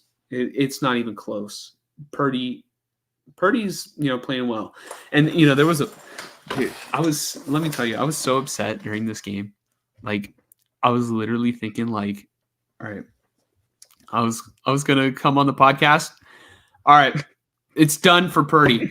I'm tired of the Niners going with these cheap quarterbacks. Just get a guy, get the guy. That's what I was thinking at first. I was like, when Purdy threw the interception, I was like, okay, it was a fun season. Let's go ahead and just stop being cheap at quarterback, and let's go, spend the draft capital and get a guy that we know is a great quarterback. Not that other teams would trade, but I'm talking like a Herschel Walker type of thing, and then sign him to a long contract. I don't care. I was just so done, and then that's why in the tweet that I was talking about earlier when I was talking to Brandon, I said that people were doubting Purdy. I was even doubting Purdy, and he came back and the 49ers came back and won. Like that to me, said it all. I was like, I wasn't even so much done with Shanahan, but I was like, this core, I'm like, I kind of felt like it's over, because the defense has only been getting worse since 2019. I feel like it's been like on the decline since then. And, this team without this defense and a quarterback that, let's just be honest, the Niners were on the brink of like, they almost lost this football game. It even came down to the end. Like that onside kick scared the crap out of me, Oh, yeah. Yeah. But like I mean, we won the football game. We're going to the Super Bowl, but I was definitely sitting there like, it's never going to happen with this team. It's like, if Purdy, I was thinking to myself, if Purdy can't win with this supporting cast, all these playmakers on offense, they're only going to get older. And rarely, the unfortunate truth of football, rarely does getting older mean that you're getting better. Yeah. I've heard a lot of people wonder about like Trent Williams, Mm-hmm. I mean, especially if you guys win the Super Bowl, I could see him just going out on top, Yeah, he said he's not planning to retire. That's what he said. But if we win, retiring. Yeah. If we win, you earned it, Trent. But I would love to have you back for another year and run it back. Yeah, I'm sure he would have to like think about like, oh, how does my body feel? But again, not getting younger, right? But yeah, I think it was it was halftime, and I was kind of sitting there thinking like, man, do the Niners have like a Brock Purdy problem? Like, because I was on the same boat as you of like, okay, all these people shit talking Purdy are kind of just like being over the top. But then this game, it was like perfect weather, nothing wrong, and it's like, man, the Niners offense is getting absolutely drilled by a Lions defense that I don't think is that good. Like against the run, yes, but like against the pass, no. And then he gets picked, and I was like, oh, what is going on? I mean, they were getting pressure on him, but still, it was like, I was sitting there like, man, imagine the Niners with like a high-end quarterback. Yeah. But I'm just like, imagine it. Like, I always think about, man, if we could get a guy like Justin Herbert, you know what I mean? This team would be unstoppable. Yeah. But like, at the end of the day, Purdy showed resiliency and he won the football game. I felt like got it done like with his legs, dude. That just to me was like, it was a valiant effort. You know what I mean? I really respect it. I really applaud him. It made for one of the more memorable playoff games that I can remember. So luckily the 49ers don't have to worry about Brock Purdy, but I'm in the boat. You know what I mean? If he wins the Super Bowl, you give him whatever contract that he wants. Like, to me, I just want to see it at least once. Go ahead and reward him. You know what I mean? If he shows that he can get it done, maybe you can build another team around him. Just, You know what? I think I was thinking even more so about Jared Goff at that point in the second half or halftime. I was like, dude, are the Lions really going to go to the Super Bowl? And then like whether or not they win it, it's like they're going to pay Jared Goff. Mm-hmm. And what I'm kind of getting at right here with like whether it's Jared Goff or Purdy, like that is very Joe Flacco-esque with the Ravens when they won the Super Bowl against you guys. It was like the joke was like, oh, is Joe Flacco elite? And he was just on the end of his contract, and it's like, well, he just won us the Super Bowl. Let's just pay him. Like whatever team, if it's the Niners, if it's the Lions or whoever, they have that quarterback that's like, oh, we don't really know. You win the Super Bowl, it's like, who cares? We did it, dude. Yeah. I mean, some smart teams wouldn't just be like, who cares? And I think Purdy, because he's younger and it's like he's played damn well, you can pay him and not feel bad about it. Goff, it's like you give him a like 4 to 5 year max deal. It's like, ooh, you're asking for it. Hey, I'm going to make you laugh right now. I'm going to make you laugh. What if, all right, so What if the 49ers didn't make that key trade at the beginning of the year and they win the Super Bowl with Purdy, and at the end of the day, I'm just like, all right, can we finally develop Trey Lance? Yeah, I You mean, you would have been. You would have. No. If you win the Super Bowl on the 49ers, it's your team. It's your team. I think Yeah, I can definitively say that there will be a nonstop quarterback controversy for this organization until you win a Super Bowl with the team, or that you just, I mean, let's just say in a not so perfect world, the 49ers were bad and they had a guy like Justin Herbert where, I mean, he's clearly super talented. Like, you just need to build a team around him. I'd say every year it's going to be a quarterback controversy until, you win, you win the Lombardi, or you're just badass and everyone knows. And it's not a yeah, question. Like, nobody questions Josh Allen in Buffalo, and they haven't really been successful in the playoffs. yep. And his big chunks of contract, hits are about to start heading in. So it's like Mhm. it doesn't look good for the Bills. Nobody questions Joe Burrow. Nobody question. Well, I mean, people. I don't get the people that question Justin Herbert. I get that, like, you know, they were not successful this season, but, like, dude is super talented. I Yeah, he's super I would take talented. him in a heartbeat. No disrespect to Brock Purdy. No, yeah, I would take Herbert in a heartbeat too. I just think the Chargers are fucking cursed, but Yeah. yeah, So I'm gonna go ahead and skip a couple comments because I noticed they're not coming in as hot as they were, and that way we can get into our final topic. But you know, Brandon said, "Man, I just want to see my team in the playoffs." yep, And then he said, "I really thought 2016 was our year. If only Carr didn't break his leg." You are striking a chord right now, deep inside of Michael. That, I mean, I, as a 49er fan, even, like, I thought 2016 there was a shot because, I mean, the Raiders, like the 49ers, these past 2 weeks have just found ways to win. yeah. I mean, between Derek Carr just lighting it up in the passing game, and then Khalil Mack, like every game that year would like get a strip sack to win the game, or do something to force a turnover in the game. It was like this is just magical. Mm-hmm. And then Christmas fucking morning, I'm all excited. I'm a high school kid. I'm like, oh, I'm gonna go to my grandparents and open gifts and shit. And then I see Derek Carr just half a leg, and Half a leg. I'm like, yeah, I'm just like, Christmas is ruined. Yeah. Merry Christmas Yeah, to I the was like you. Brown. I was like you when he broke his leg. Like I didn't cry.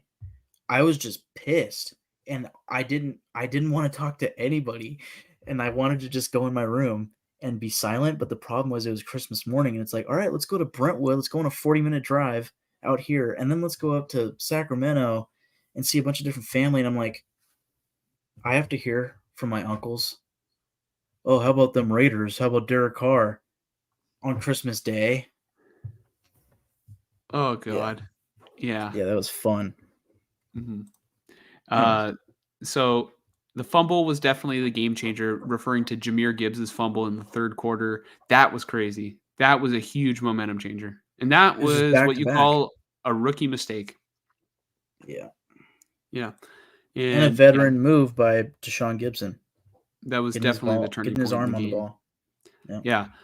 Yeah. Um, so Brandon also said, someone I know that is a Niners fan said the Niners are the Dodgers of the NFL. I will never take that level of disrespect. I don't like the Dodgers at all. It's no question. Uh, if the 49ers are the Dodgers of the NFL, then unfortunately I can't do this podcast anymore because I would no longer be a 49er fan. But I'll say this, funny story. Growing up, I learned that the Bills lost 4 Super Bowls in a row. And I always just prayed that never happened to my team. And you could argue, that the second worst thing has happened to my team. And like, maybe it's not like losing several Super Bowls in a row. I mean, the 49ers could very well trot into Las Vegas in 2 weeks and then get ran out of the building by the Chiefs. And then it's like, all right, there's that third Super Bowl. And then next time we go, it's like, are we going to be the Buffalo Bills? Like, that could very well happen. You know, we'll see when we get It's there. just dragged out over a 20-year span. But as a 49er fan, and I think this is where the like Los Angeles Dodger comparison comes in, you know, the Brandon was referring to, you know, the Dodgers get into the playoffs every year and then get bounced.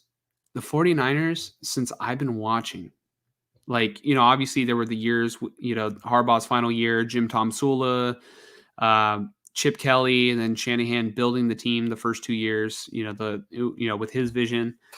Aside from that, they've been in the NFC Championship game every single year, you know, since I've been watching. Yeah. They lost, you know, and had, I mean, dude, I was waiting for there to be like a signature moment that just put the Niners away, and it's, oh my God, again. Like, all right, I texted the group chat. I thought this game was going to end on a 2-point conversion. Like, I thought the Niners were going to go drive down the field in the fourth quarter, score a touchdown. And I was like, man, with the amount of time that's left, the Niners ended up kicking a field goal, and it was, you know, which put them up to like 27. Yeah. It was like 27 at that point, 27-24. Before that, I thought they were going to score a touchdown.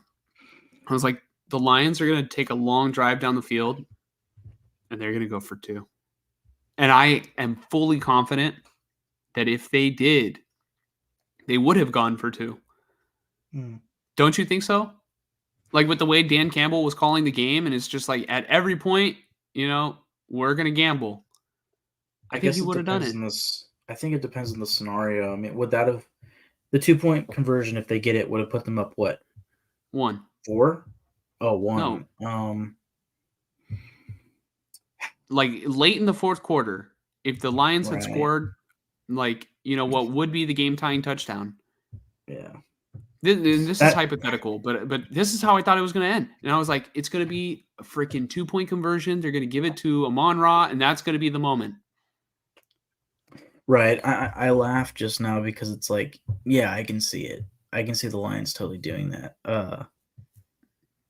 God, the balls you'd have to do that in the NFC Championship, though. Like, you don't get it, and you lose because of it. I mean, it's essentially what they did with the, you know, on being on the 30 and not kicking field goals, but it's like, that's just so much more dramatic. And I think they would have done God, you can't. Yeah, I think if it were like 20 seconds left in the game, and they know like Niners will get the ball, they only have 1 timeout, like they can't go down and score. You know, it's like it's either we're going to overtime or we're not.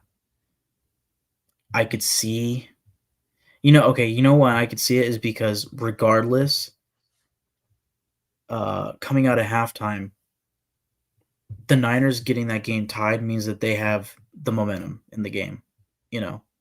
So see then why the Lions would be like, we can't let them keep the momentum. Like, we have to just end it here, you know. Yeah. So I could see it, yeah. Mm. And the point being here is just like, that is such a weird way to go about it, man. That was something I meant to say earlier, is just like, you know, we started this with like, man, kudos to the Lions for their season and stuff, but it's like, if I'm a Lions fan after watching that game, I'd be sick to my stomach. Like, dude, the missed opportunities and all that, like blowing that lead. It's like, God, but then again, those 4th down conversions where they could have just kicked the field goals. That's 2 field goals and you lose by 3. It's like, I'd be devastated right now, and I'd be very upset with that, you know, that way of going about football, which is, oh, balls on the table on 4th down. It's like, sometimes just, dude, take the points. I get analytics, but come on, you know. I would be livid. We get it. Your balls are big. You're playing football, okay? No, but in all seriousness, you know, also too in the preview, I also talked about like the whole analytics thing and how Shanahan doesn't really, do analytics, but he likes to draw up his own plays and like, has his own way of thinking about, football games. And I was like, oh, it's kind of like old school style of coach in Dan Campbell. But, maybe the analytics is a big part of why he is gambling. But, I see him as like a master motivator. And that to Right. me is like, Old school. that to me is old school, or at least like, I don't know, because all right, I haven't watched a lot of classic football. Do you think that like coaches back then were more so motivators and like, try to get you pumped up, or, because now that I think about it, I think about like the great coaches in NFL history, like, I Vince honestly think Lombardi wore a top hat, or not a top hat, but like a fedora, or like Tom a nice Landry. hat. Yeah, Tom Landry, dressed in a suit. Right. I think like when I think of those Bill coaches, like Walsh. the 70s and 80s and even the 60s, maybe. I think the old school coaches were the right mix of motivator, but mostly teachers. Not Yeah. necessarily coordinators, but teachers. They taught football, Oh my God, that's such a great way to put it. Dude, yeah. So I guess Dan Campbell kind of resembles old school to what I'm used to, because at some point in the 2000s, it was like a, maybe that's the new wave. The new wave was the motivators. Like at some point in the 2000s, when it was like, all right, we're gonna tear each other's heads off, and that's the time that Dan Campbell played. You know what I mean? Yeah. So I think about like, the who was that coach for the Steelers? Always not Mike Tomlin, but before Mike Tomlin. Bill Cowher, or Yeah, he struck me as like, one of those like macho coaches. You know what I'm talking about? yeah. So, Oh, definitely. maybe I'm just kind of remembering it that way, but you put it perfectly. Old school coaches, or like the coaches back then, taught football. Yeah. Bill Walsh taught football. Vince Lombardi taught football. John Madden probably taught football. Yeah, no, he did. I would say, like Tom Landry, even probably Bill Parcells, Yeah, Bill Like just- Parcells. yeah. And then Bill Belichick, I feel like, is also one of those coaches who probably teaches football. He's probably a great teacher because he's such a football nerd, as we talked about before, but also like he like we don't need to go super long into Belichick, but he was able to develop coaches really well, but for some reason those coaches couldn't succeed without him. It's weird. Okay, so maybe Bill Belichick didn't teach football very well. So let me take that back. But he does have a lot of football knowledge, is what I'll say. He couldn't pass on his football knowledge, whereas the coaches in the past absolutely, like Andy Reid is still part of the Bill Walsh coaching tree, and we posted that video this past week about Bill Walsh, and how he's still having an impact. The Niners might win a Super Bowl today. I'm not today. I would be ready. Just run it today. I'd be ready. But the 49ers might win a Super Bowl this year, and it's the impact, of something that Bill Walsh did, that just had, like Mike said, the butterfly effect. So let's go ahead and talk about the AFC. Wait, first off, do you have any final thoughts? Sorry, not to cut you off. Do you have any final thoughts on your team being in the Super Bowl? Emotions, thoughts, anything? Jake Moody, he makes me nervous every single time he goes out to kick. He barely missed that one PAT, but he was money, after that. So luckily didn't cost the 49ers. If not, that probably would have been the moment. Niners lose by 3 or something. That probably would have been the moment that we remember.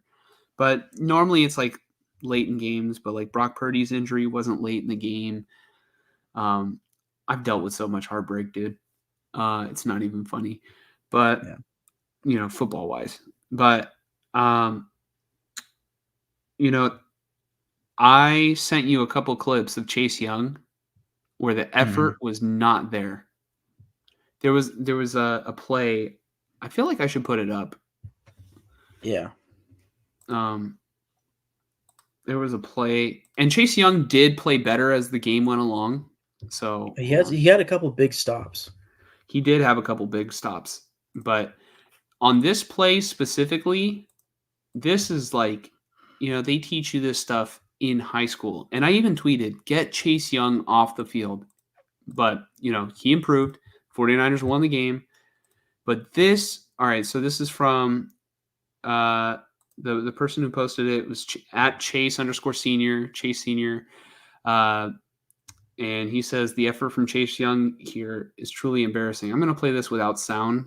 Hopefully that helps with the copyright or whatever. But I'll even pause it in between. Oh my God, I said no sound. All right. Chase Young's right here, number 92. Right? All right. It's a pitch to Jahmyr Gibbs. He's got wide receiver blocking right here on Lenore, and he's got Laporta leading the way. Keep an eye on number 92. He's just jogging. Oh my God. Let's run that back. You're taught in football on the defensive line to, always, you want to, we used to call it an oh shit angle. I don't know if that was like the common, the common, I guess, title for it, everywhere, but that's just what we called it. And it's, if the running back is going to, start taking it, you take your angle so that way you can catch up to the running back and make a tackle if he cuts back. And Jahmyr Gibbs cuts back right there. And, Chase Young could have prevented a touchdown. If he's running full speed right here. Yep. Yeah. He could have prevented a touchdown if he had just taken it seriously. Yeah. You could tell right there. Well, there's so much open space. Yeah. Run full speed right. Yeah. Just straight here. When he gets to that next hash mark, he starts jogging. Sorry, he's damn near walking right here. And it's like, dude, on that last cut, he could have got him. Yeah. And then so at the very last second, you're trying to make an arm tackle, which is, yeah. Like, okay, that'll show up on tape. Good job. That's absolutely going to show up on tape. You can't hide from that. No. The film never lies. But that was a bad play.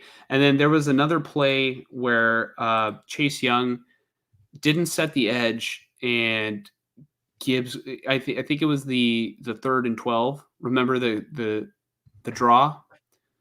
And Chase Young just chooses to go inside, and they run the draw. And I'm sure he probably thought it was a pass play. Maybe it was a stunt too.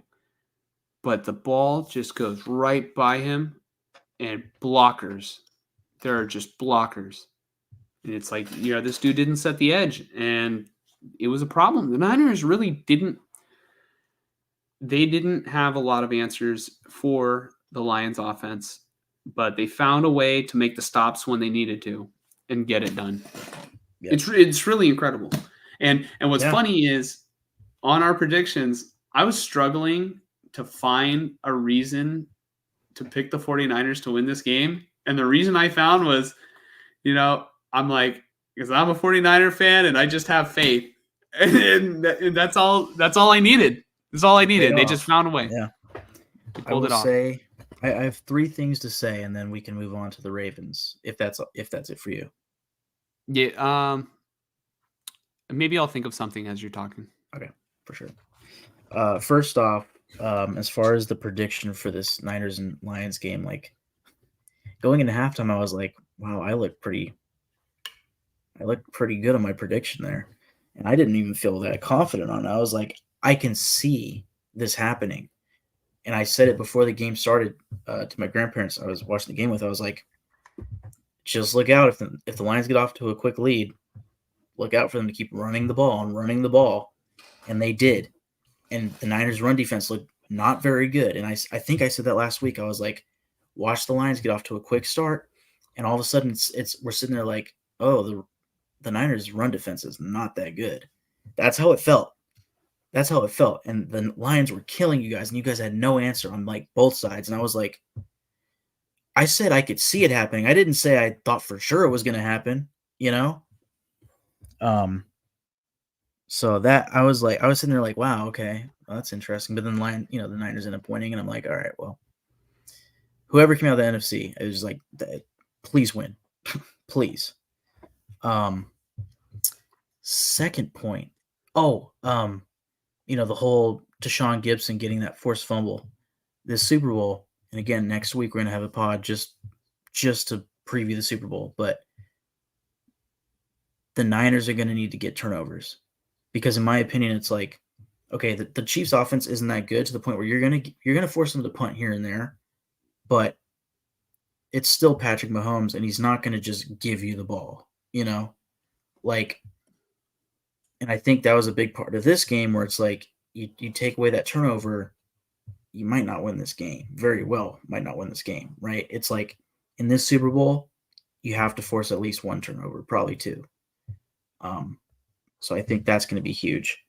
And then last thing for me, now the Niners have made the Super Bowl, I can officially give a shout out to Scott.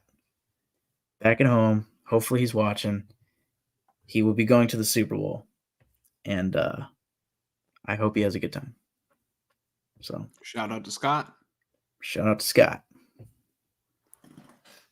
Scott, if for whatever reason you can't make the game, I am gladly accepting ticket donations. Yeah. So, if you want to support the channel, I will give great content from Las Vegas, So maybe put that ticket to good use. Think about the greater good. No, shout out to Scott. Yeah, I hope he has a good time. That's a once in a lifetime opportunity to get to go to the Super Bowl. So I'm very happy for him. Yeah. And, unfortunately, Scott, your kids won't be going to college, but it's okay. No, I'm just kidding. I don't know, Scott. So, yeah. Anything else that you want to talk about before we move on? No, sir. Last thing I'll say is, dude, the Niners are going to the Super Bowl. I was waiting for that. I was like, this whole pod, I was waiting for like the realization, like, oh my God, my team's going to the Super Bowl. Dude, they're going to the bowl. You got 2 weeks. Man. You got 2 weeks, man. Like, all right, for all I know, this could be the last time that the 49ers go to the Super Bowl in my life. Right. I was thinking today, being the depressed Raider fan that has to watch two of his least favorite teams go to the Super Bowl. No offense. Mm-hmm. Yes, it would be your dad. Oh, so I thought his name was Peter. No, well, no, he is Scott. Oh, okay, but what were we just talking about? Sorry. Oh, the Raiders. I know. I was sitting there depressed tonight. Like, my team might never go to the Super Bowl in my life, and what am I even doing? Taking this super seriously and like giving so much of a shit about this team and the sport when my team very well may never go to the Super Bowl. Just like, yeah. I would love to go to the Super Bowl one day, but the prices are so ridiculous. Like, I would have to be living super comfortably for me to ever go to the Super Bowl. Yeah. Oh yeah. I will say this though. This is not about the Super Bowl, about the Raiders really quick. Just like, to me, like this is mostly for sports, but I think also in life, like to me, the hard times and like the rough patches and going through the bullshit, when you get out of that and you get those big wins, whether it's in sports or in life, it's like, I feel like it's the hard, rough spots that make it worth it, to where when you get the win, it's like, oh, you finally get that payoff, but also it's like, you remember back on the bullshit and it's like, dude, only more sweet, right? Where I'm just like, whenever the Raiders do it, and I pray they do it in my lifetime, for the love of God, it's gonna be like, man, I'm gonna be sitting there thinking back on Jamarcus Russell, Derek Carr, and whatever else, So I gotta show you a clip now that you mention it, because I feel like Miley Cyrus put this in a way that only Miley Cyrus could explain it. Journey is usually the part that you remember anyways.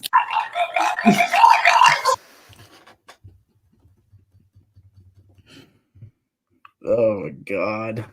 Yeah, essentially wrapping up what you said. Yeah. The journey is usually the part that you remember anyways. Yeah. Oh man. This game will be a game that I remember for a long time. No matter what happens in 2 weeks. I know I said it would make it bittersweet if the 49ers aren't able to pull it out, but we're gonna get into who we're gonna actually But go Niners. Go Niners. Dude, if the Niners don't win the Super Bowl, I don't think Steve Wilkes is the defensive coordinator next year. Yeah, I wouldn't blame them. I think that they have a realistic chance of getting Bill Belichick, whether they win the Super Bowl or not. And that would be a good gig for Belichick, and it would be good business for the Niners. I would do it. Yeah, I just wonder if Belichick's like ego is like, it's head coach or bust for him, Mm-hmm. Yeah, Rick, thank you for checking us out. Rick says Niners came back and said, "Oh yeah," and then Rick also says they better turn KC into KFC. Hey, I'm all here for it. I hope they turn KC into a tombstone. I'm tired of them. I hope they turn KC into Church's Chicken, off-brand. All right, let's talk about the AFC Championship, Mike. I'm going to go ahead and pull up our predictions on the screen, and really, like, we'll kind of go over our predictions, or we already talked about it, but let me go ahead and share it on the screen really quickly. We both predicted the Ravens were going to win this game. But as I said in the preview, I would not be shocked if the Chiefs won this game. I just sort of felt I felt comfortable picking the Ravens because I really feel like they're probably the better team. The X factor is just Mahomes and Andy Reid. It's like they're the X factor in every single football game. That's the two most important positions in football. Is the quarterback and the head coach. It's like, the quarterback is going to get it done on the field, and the coach is the one that's going to put it all together around him, and make it easy for him. So, anything stand out to you in this game, Mike, besides Zay Flowers? I was just going to say, dude, honestly,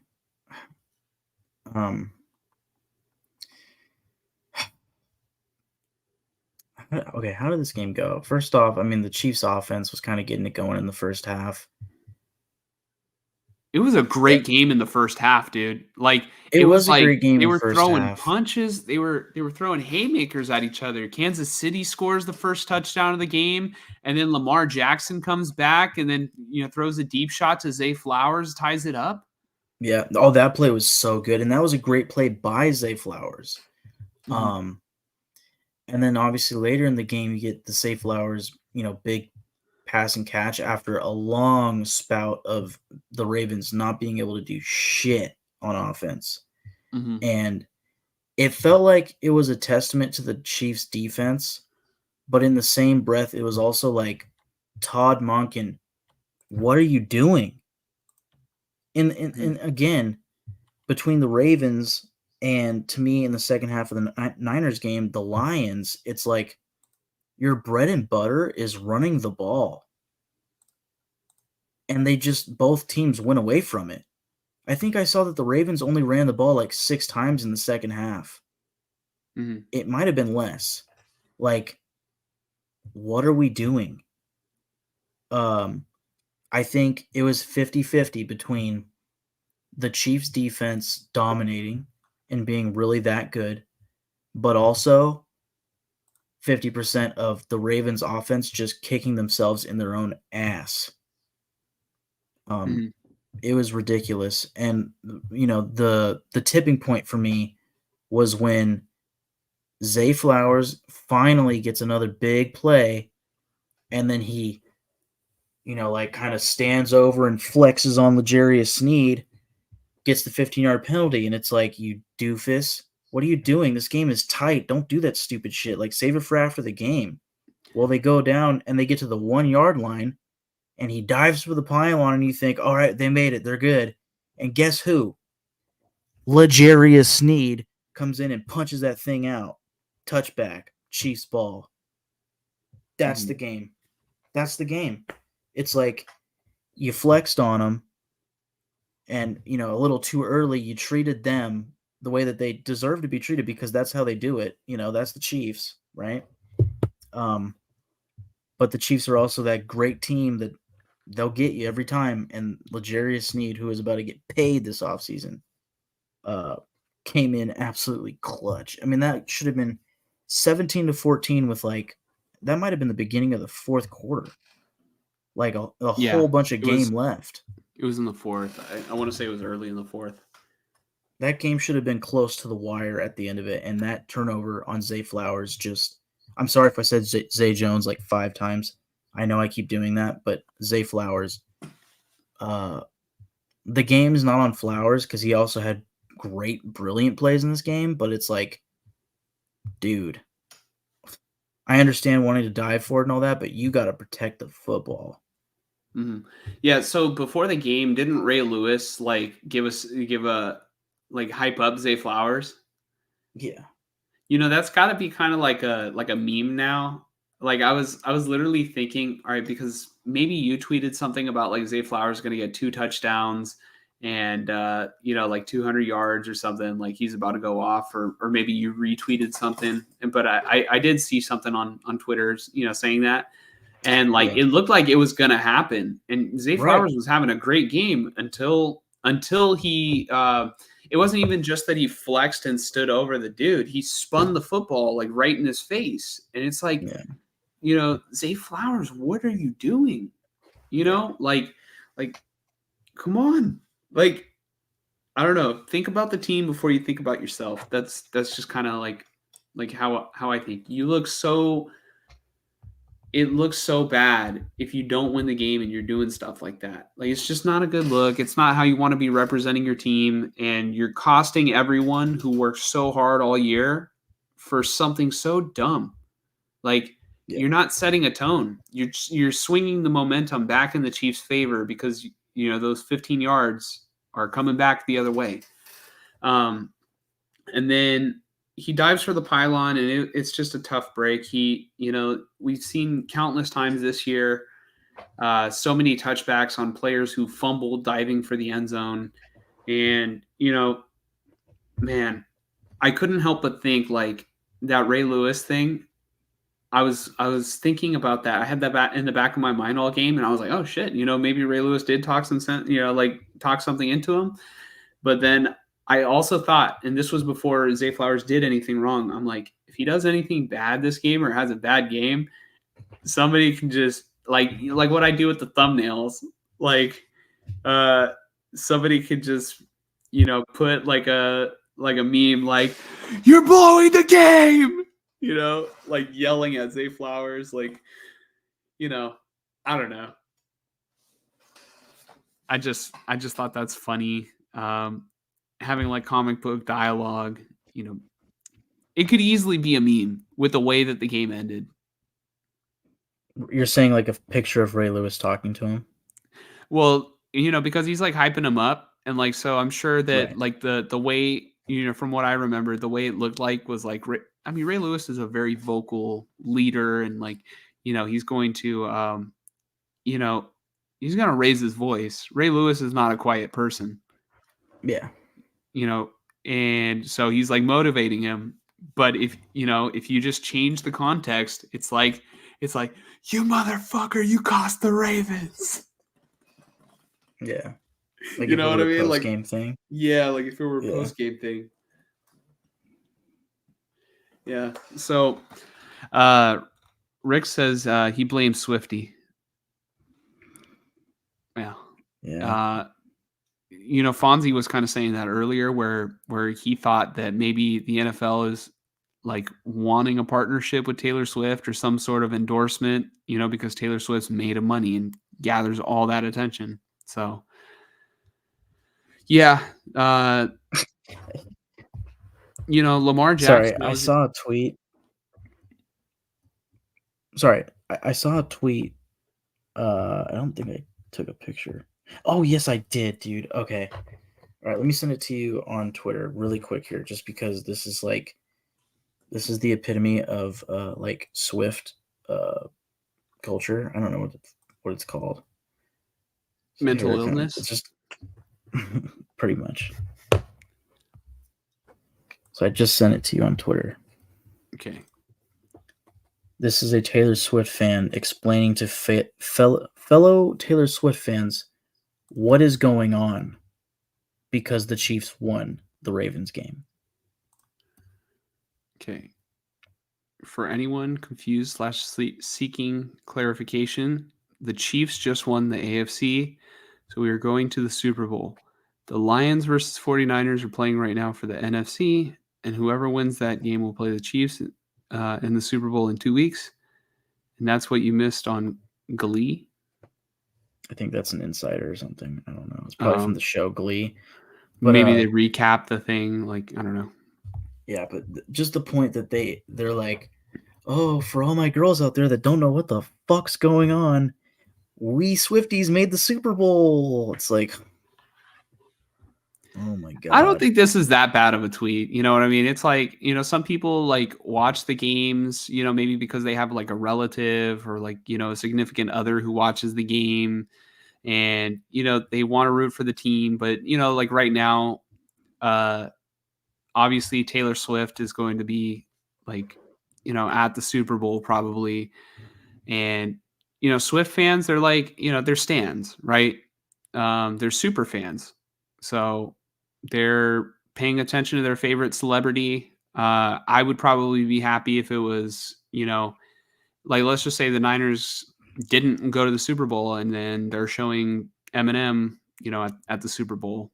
But I don't think I would be like following Eminem fan pages and like asking for clarification on like what's going on. But right. Yeah, I don't know. You can agree or disagree with me on that. I don't think that tweet's that bad compared to like the other stuff that like Swifties have been doing like all season. But that's not a battle that I want. Swifties are welcome in the chat. If you want to give me billions of viewers, I'll take it. Swifties in the chat, huh? Heartbreaker's gonna break.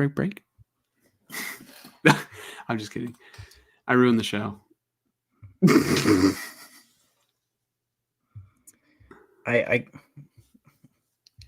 I'm so indifferent on Taylor Swift music. Oh, dude, I like her music, but I don't think that she's God. You know what I mean?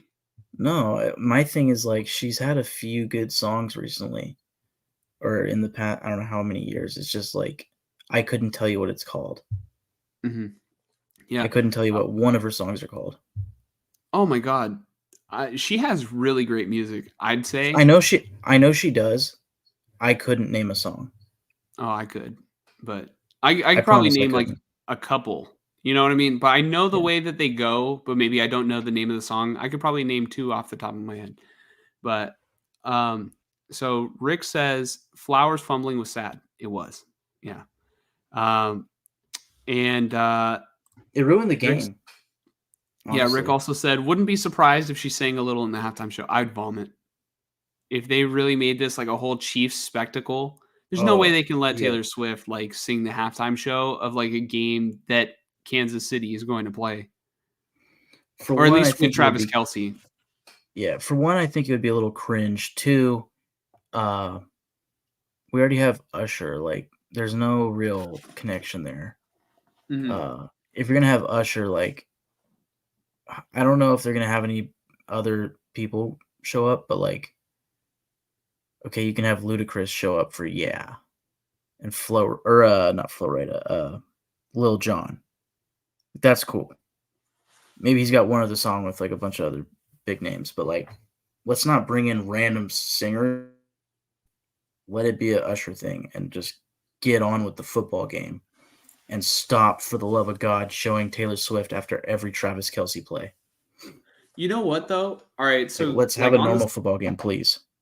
yeah, on the subject of like halftime shows and bringing like random people on, one of my favorite halftime shows was the Super Bowl 50 halftime show in it was in Santa Clara, and Coldplay was playing, and that's why it was one of my favorites. I really like Coldplay, but the co-stars of the show were Bruno Mars and Beyonce. There's no connection there. I don't know if the NFL was just like wanted to tie it together, but Coldplay for whatever reason invited them, and they were like so random. So Usher, if you ever listen to this, please, for the love of God, let Taylor Swift stay in the suite and don't let her ruin your show. I'm sure that you're gonna have a great show. Yeah. Usher should like no, never mind. I don't care. Yeah. Yeah, Rick has a funny comment that I'm not gonna put on the screen, but I see that. I did see that too. Yeah. Yeah, but going back to like our predictions, we're not going to provide a prediction for the Super Bowl, yet. And really, like we're practically done with our show. Like we didn't want to go too in depth in the AFC Championship game, because I don't know. It's that to me, Depressing. it was depressing, and the Niner game was not depressing. It was almost, oh my God, it was almost the most depressing thing ever. But I did want to touch on, the fact that we both missed on our prediction for the AFC Championship, and that, the 49ers are going to be playing against the Chiefs, and they better bring it in 2 weeks. The Niners. They better. They better. I don't know. Yeah. Mm-hmm. Rick says Niners going to win it. It's going to be an upset. So it wouldn't be an upset. The 49ers currently right now are 2.5 point favorites on the Chiefs, which I don't know. I don't entirely understand. The Chiefs have been here and won Super Bowls. They've won 2 Super Bowls, lost one, when they had 2 starting offensive linemen out against the Buccaneers.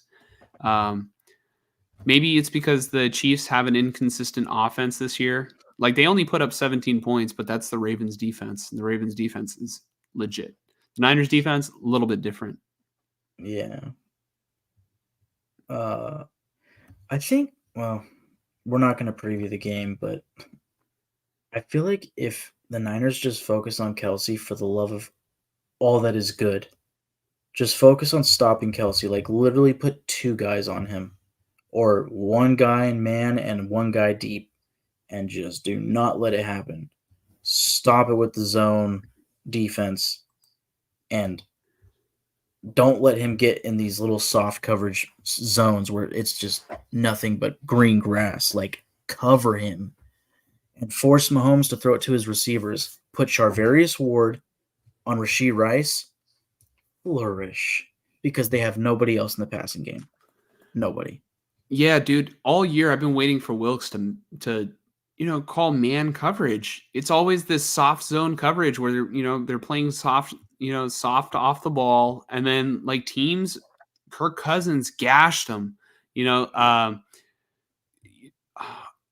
Even Goff was like gashing them today. It's like, I don't know. You're not doing it's worrisome. I mean, line early on in the favors. Yeah,